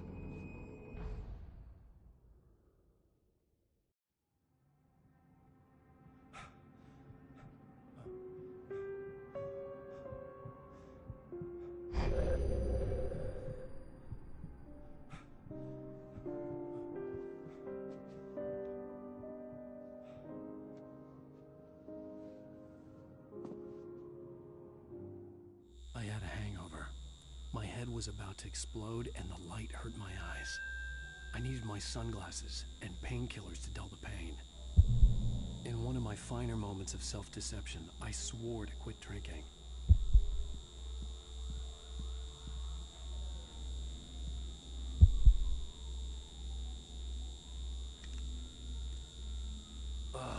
The sunglasses made the world look bearable. Now I could keep my eyes open without feeling like a vampire in the sun. I wasn't sure I'd make it out there without some painkillers.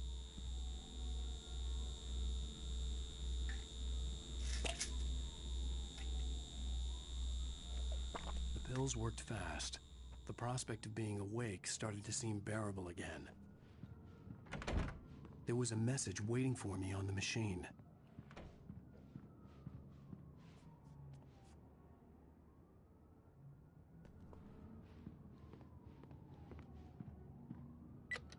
One new message. Al!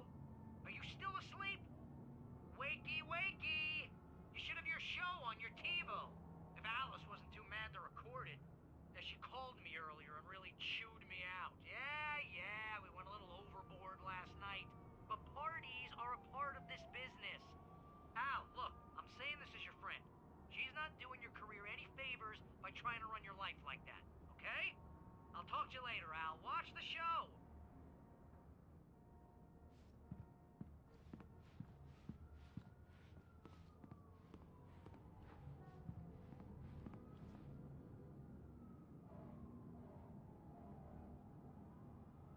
I'd been a guest on the talk show the previous night, talking about my latest book.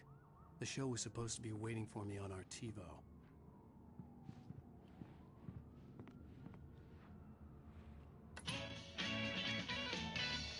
Ladies and gentlemen, welcome back to the Harry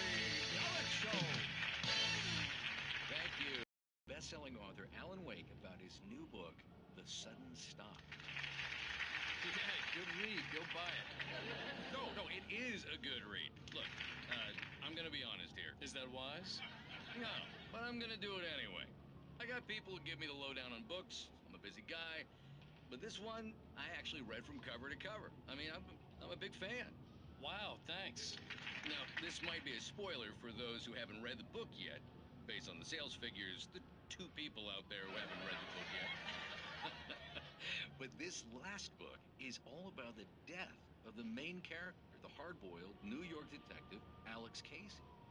Now, there's been a lot of outrage about this. Why the hell did you kill Casey? What the hell were you thinking, man? Good riddance. No, seriously though. 7 years and 6 books is a long time. He was a gloomy guy to spend all your working hours with, and it was a good run. But it's time to explore new things. My next book will be a departure from the old for me. You selfish bastard, always thinking of yourself. Well, you've certainly given us a lot of entertainment over the years. And now that you mention it, Casey was a gloomy guy. Never had much luck with his love life with the ladies. Was that autobiographical in any way? Yeah, no kidding. Casey's lady friends tended to die on him. With Casey, it was all about his pain. No, nothing autobiographical about that. I'm a happily married man. My wife is my muse. Well, congratulations. That's great to hear. So, how's the publicity tour been treating you? Good. Great. But I gotta say, I'm glad to be back home in New York. Well, you've certainly been on the news a lot lately. Lots of parties and, you got into a fight with some paparazzi. Oh, man. Well, that guy was really in my face. I lost my temper. I know that wasn't cool. You are famous for that temper. Well, I did also write several books. Well, your latest novel is called The Sudden Stop, and it's in bookstores now. Go get it. That means the 2 of you out there who haven't bought it yet. Ladies and gentlemen, that's all we have for you tonight. I want to thank all our guests for the evening. Alan Wake, Sam Lake. Once more, do the face for his Sam. And our musical guests, Poets of the Fall. Thank you. At least I'd been funny. I told myself I could live with that. I didn't say anything stupid if that's what you want to know. Are you going to start with me about drinking now? You know what? I should have followed her advice. But suddenly I was angry. Mostly at myself. What? Now you can't even talk to me? Well, this morning I was angry because you said you'd be home at midnight and you showed up at 7 a.m. and passed out in mid-sentence. Now I'm over it. Are you angry? This goddamn tour. It's gotten out of hand. Oh, honey. It's almost over, right? We can get back to normal. Then you can start writing again. I'm sorry, honey. Alan, you're not thinking straight. Just take a shower and go back to bed, huh? Yeah, you're right, honey. I'm sorry. Once this is over, let's go away together. A vacation. Just you and me. Some peace and quiet.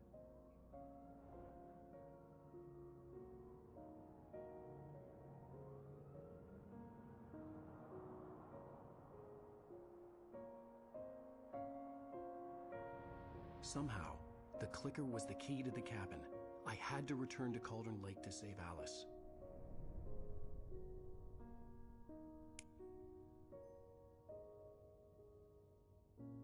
I'm going back to the lake to finish this. I'm going to write an ending to the story in the manuscript on my own terms, to make it all right. Why can't you just write it here? The last page is still in the typewriter. I need to read it first. Everything needs to be just right. Zane tried to cut some corners, and it didn't end well. Okay, ready when you are. I'm sorry, Sarah, but I need to do this alone. Barry, take her gun. Miss Weaver, close the door when I leave.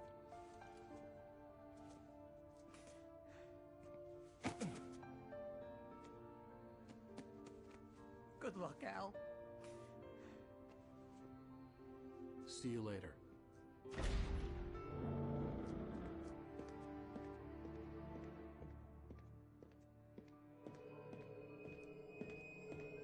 When I got out, it was warm and sunny.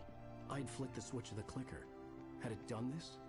I didn't stop to question it. I had to take advantage of the sunlight to get to the lake. On Zhang's page, I'd stood on the rim of Cauldron Lake, about to use the clicker. That's where I was headed.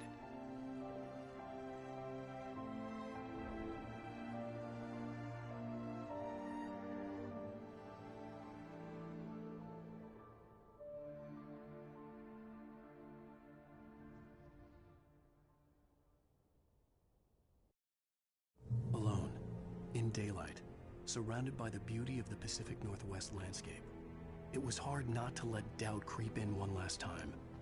I could still chalk everything up to a dream, a delusion. I had enough imagination to make up something like this, having been in the cabin all this time, trapped in a story inside my head, gone mad from grief over Alice's death like Hartman had claimed. There would be no way of knowing.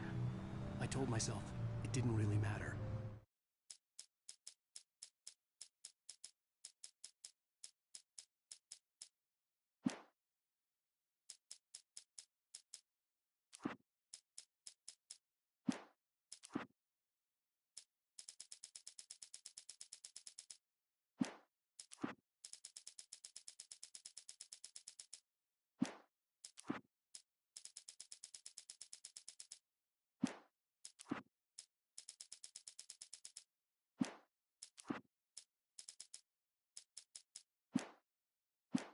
My course was set.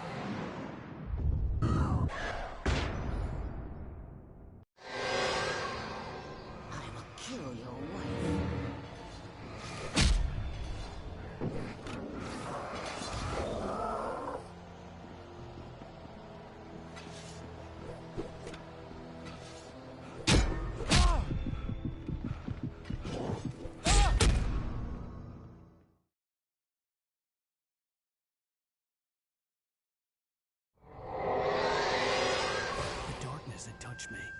There was a link between us, always would be. I could feel its presence again, getting closer.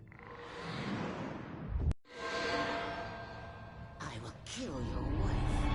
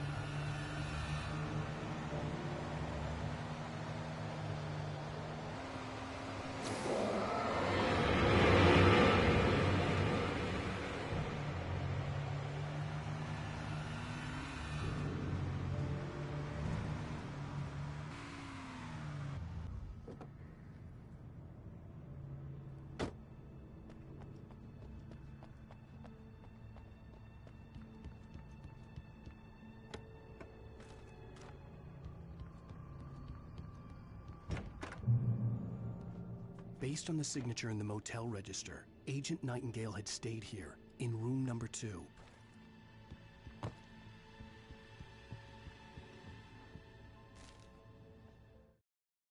The Poet and the Muse, lyrics by Old Gods of Asgard. The first verse. There's an old tale wrought with mystery of Tom the Poet and his muse, and a magic lake which gave a life to the words the poet used. Now the muse she was his happiness, and he rhymed about her grace, and told her stories of treasures deep beneath the blackened waves, till in the stillness of one dawn, still in its misty crown, the muse she went down to the lake, and in the waves she drowned.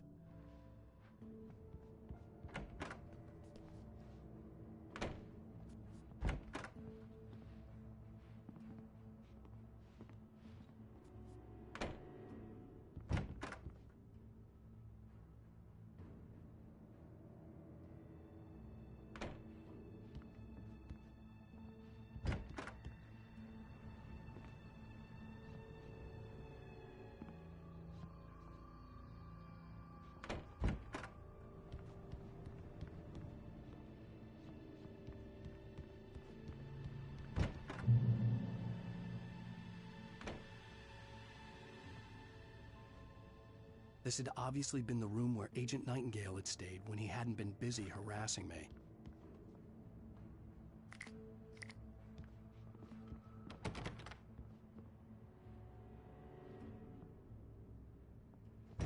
Look after yourself, co-workers! Could have fooled me, pal.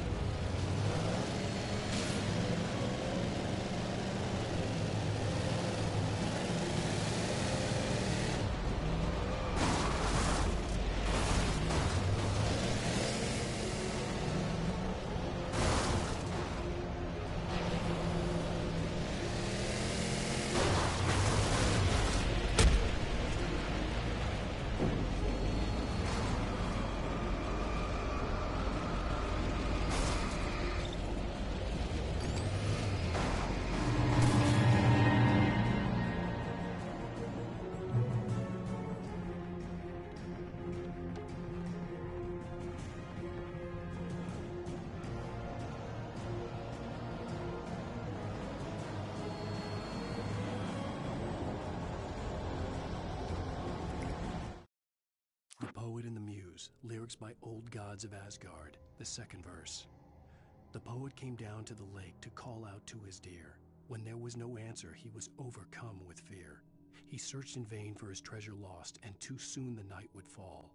Only his own echo would wail back at his call. And when he swore to bring back his love by stories he'd create, nightmares shifted in their sleep in the darkness of the lake.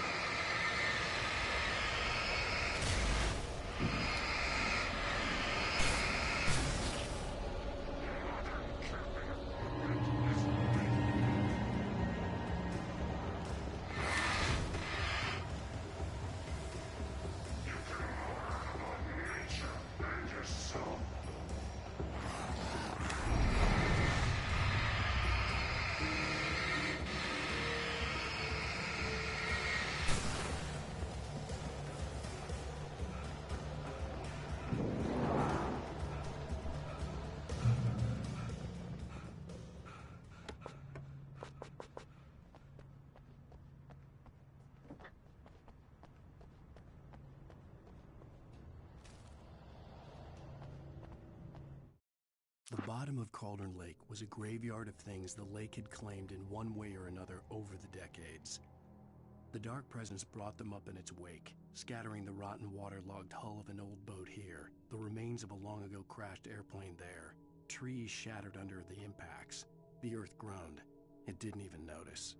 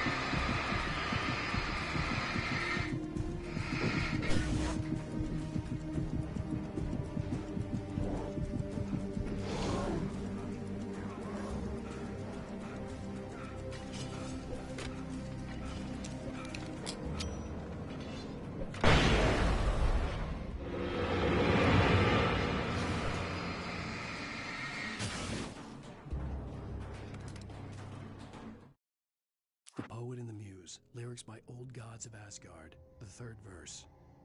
In the dead of night she came to him with darkness in her eyes, wearing a morning gown, sweet words as her disguise. He took her in without a word, for he saw his grave mistake, and vowed them both to silence deep beneath the lake. Now, if it's real or just a dream, one mystery remains, for it is said on moonless nights they may still haunt this place.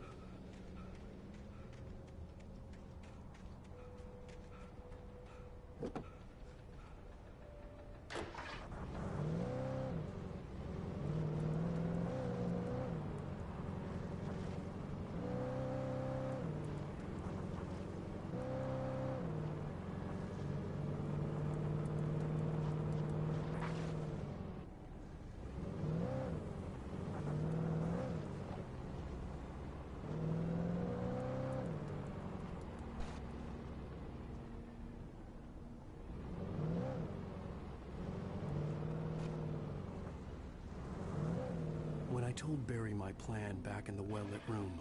I'd acted as if I knew what I was doing. I didn't. I was operating on the shifting logic of a dream. I had to fight my way to the lake through the horrors of the night. I had to flick an old battered light switch imbued with childhood magic. I had to write a happy ending to a horror story. I had to save my wife from the dark prison she was being held in.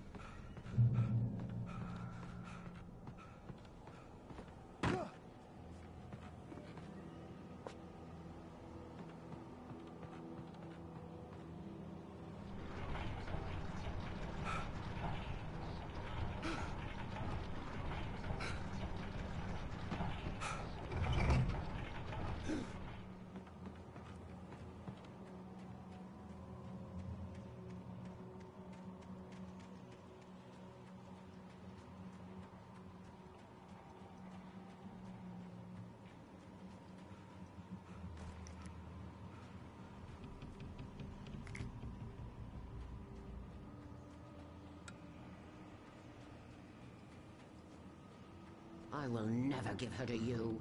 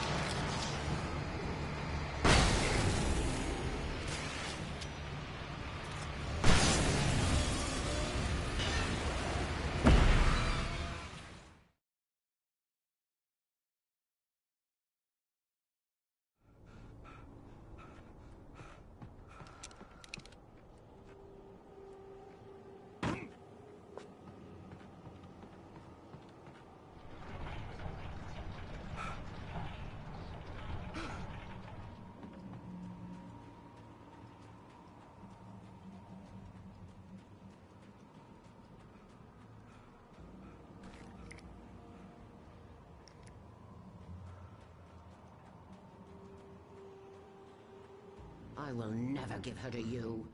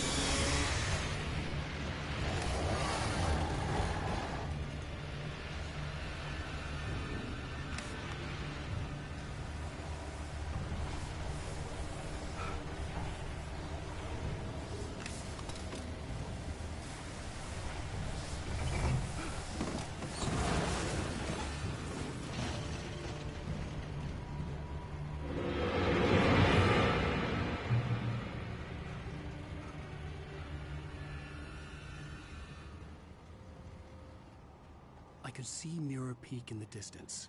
That's where Cauldron Lake was.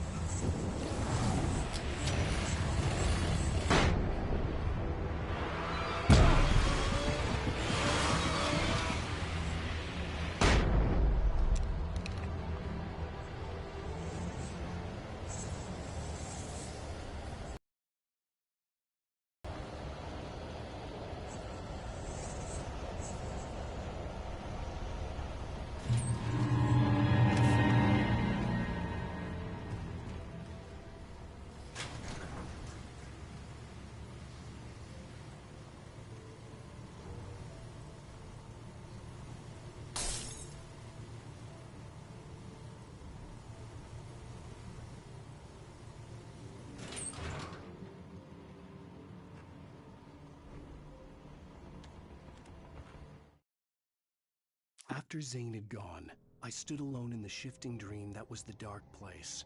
I had to find a way to the cabin. I'd written myself a way through this place in the manuscript. I followed the idea of a path. I'd written myself across the ocean that blocked my way, and with that, there was a bridge to the island beyond. The idea of the cabin flickered in the underwater darkness. I willed the cabin to be real, and it was.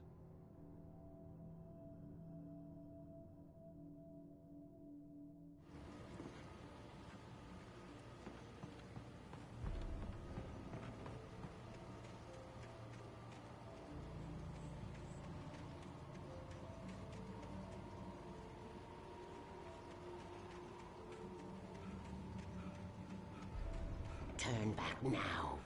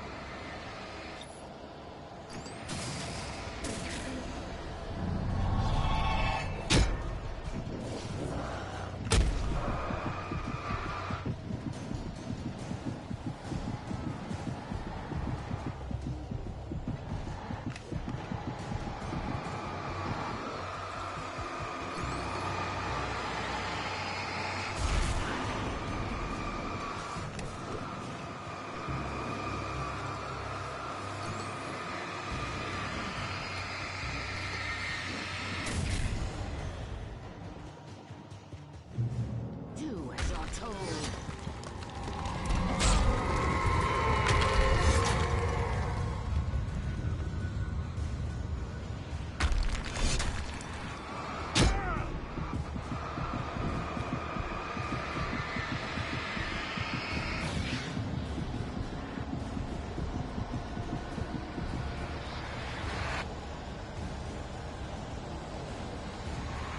Alice never loved you.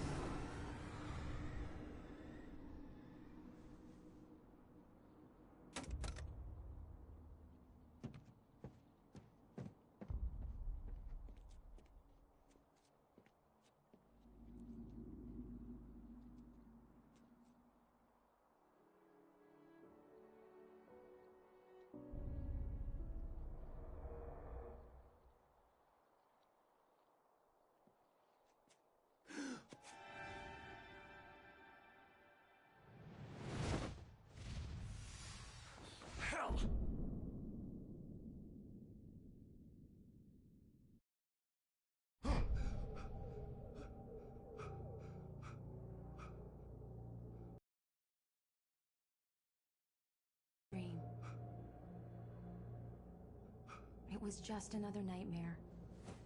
No, Everything's fine. You're home. it wasn't a dream. Turn the lights on.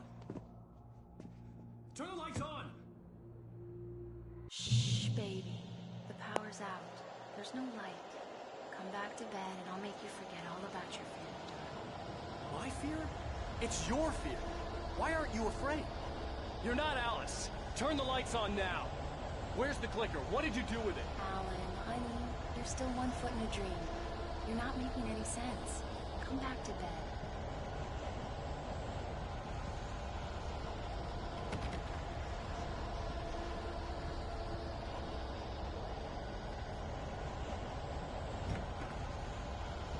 Alan, you're scaring me now. Come back to bed. Have you taken your pills? You want me to call Dr. Hartman? I read your manuscript. It's brilliant. Departure is your best regret. You're a genius. I'm so proud of you. Come back to bed. We'll talk more about it in a moment. Come back to bed, Alan. Come back to bed, Tom.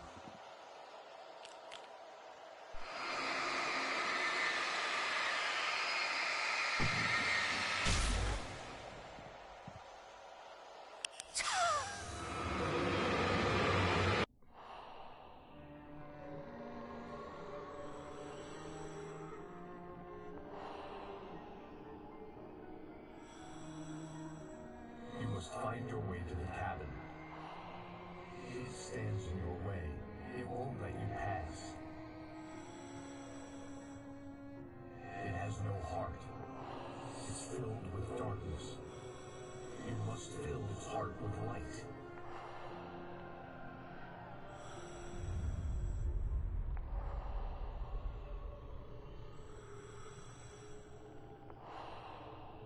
Don't mind him. He's Mr. Swift. Your friends will meet him when you're gone.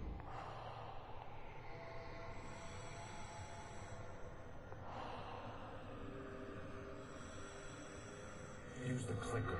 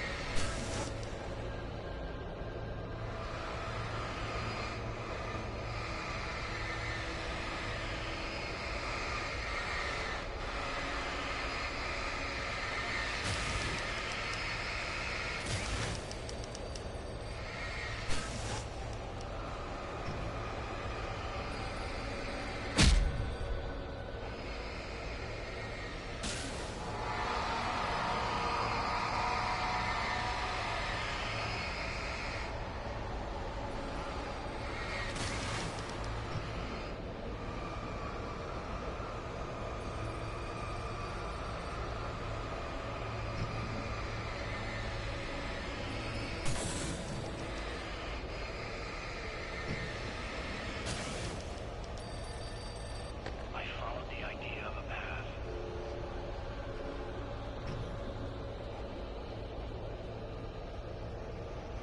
I'm leaving you. What? I'm leaving you. I met someone. I'm in love with someone else. Alice? No, what are you saying? You can't. You don't love me. You don't even love yourself. All you do is torture yourself for work. You can't do anything. No, I love you more than anything in the world. You're my muse. Who are you? What have you done with my Alice? Alan? What are you doing? Put the light back on. What are you doing, Alan? Stop. Put the light back on. It wasn't true. Nothing like that had ever happened.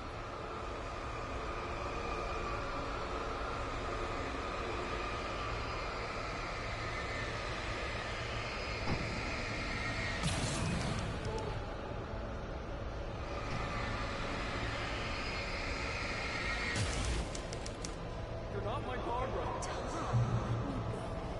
I promise to be good. Please, I'm tired of you, naughty boy. I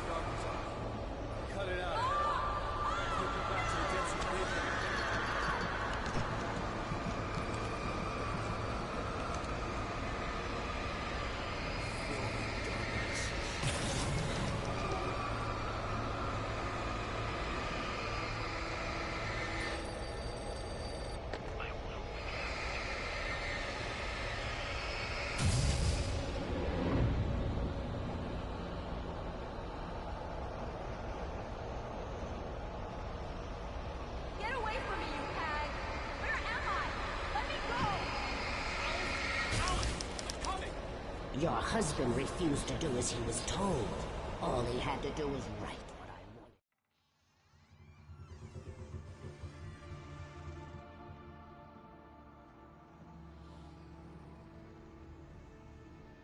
wanted. Now you will never get her back.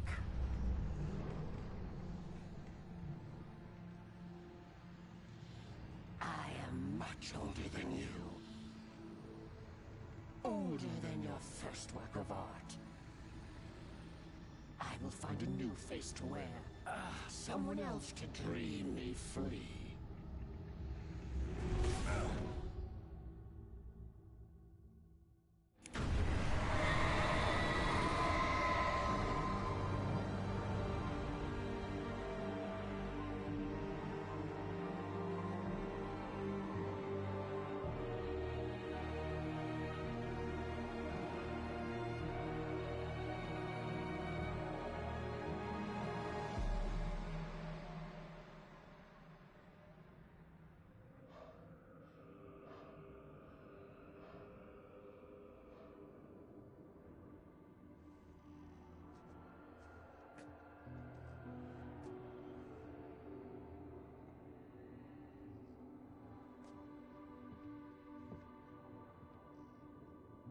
I could feel Alice's presence close by. I understood what I had to do now. I knew how to write the ending to Departure. There's light and there's darkness. Cause and effect. There's guilt and there's atonement. But the scales always need to balance. Everything has a price. That's where Zane had gone wrong. There's a long journey through the night back into the light. Alice? Alice?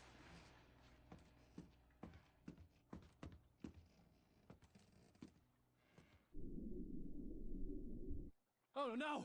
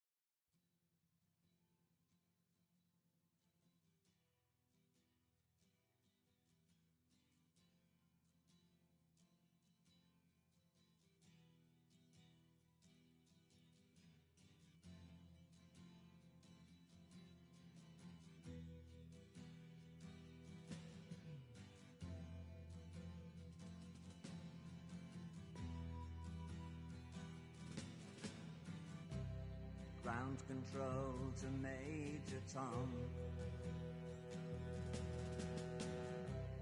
Ground control to Major Tom. Take your protein pills and put your helmet on. Ground control to Major Tom. 7, 6. Commencing countdown, engines on. 3, 2. Check ignition and may God's love be with you.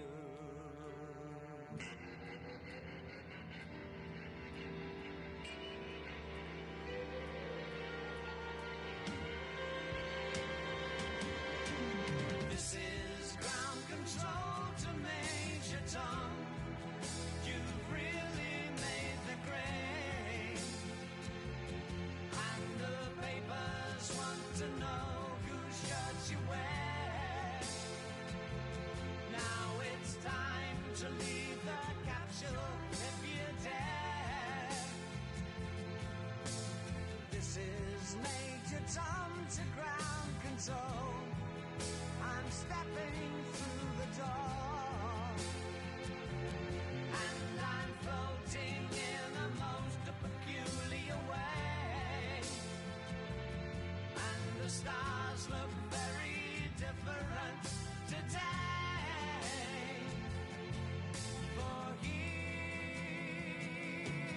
am I sitting in a tin can.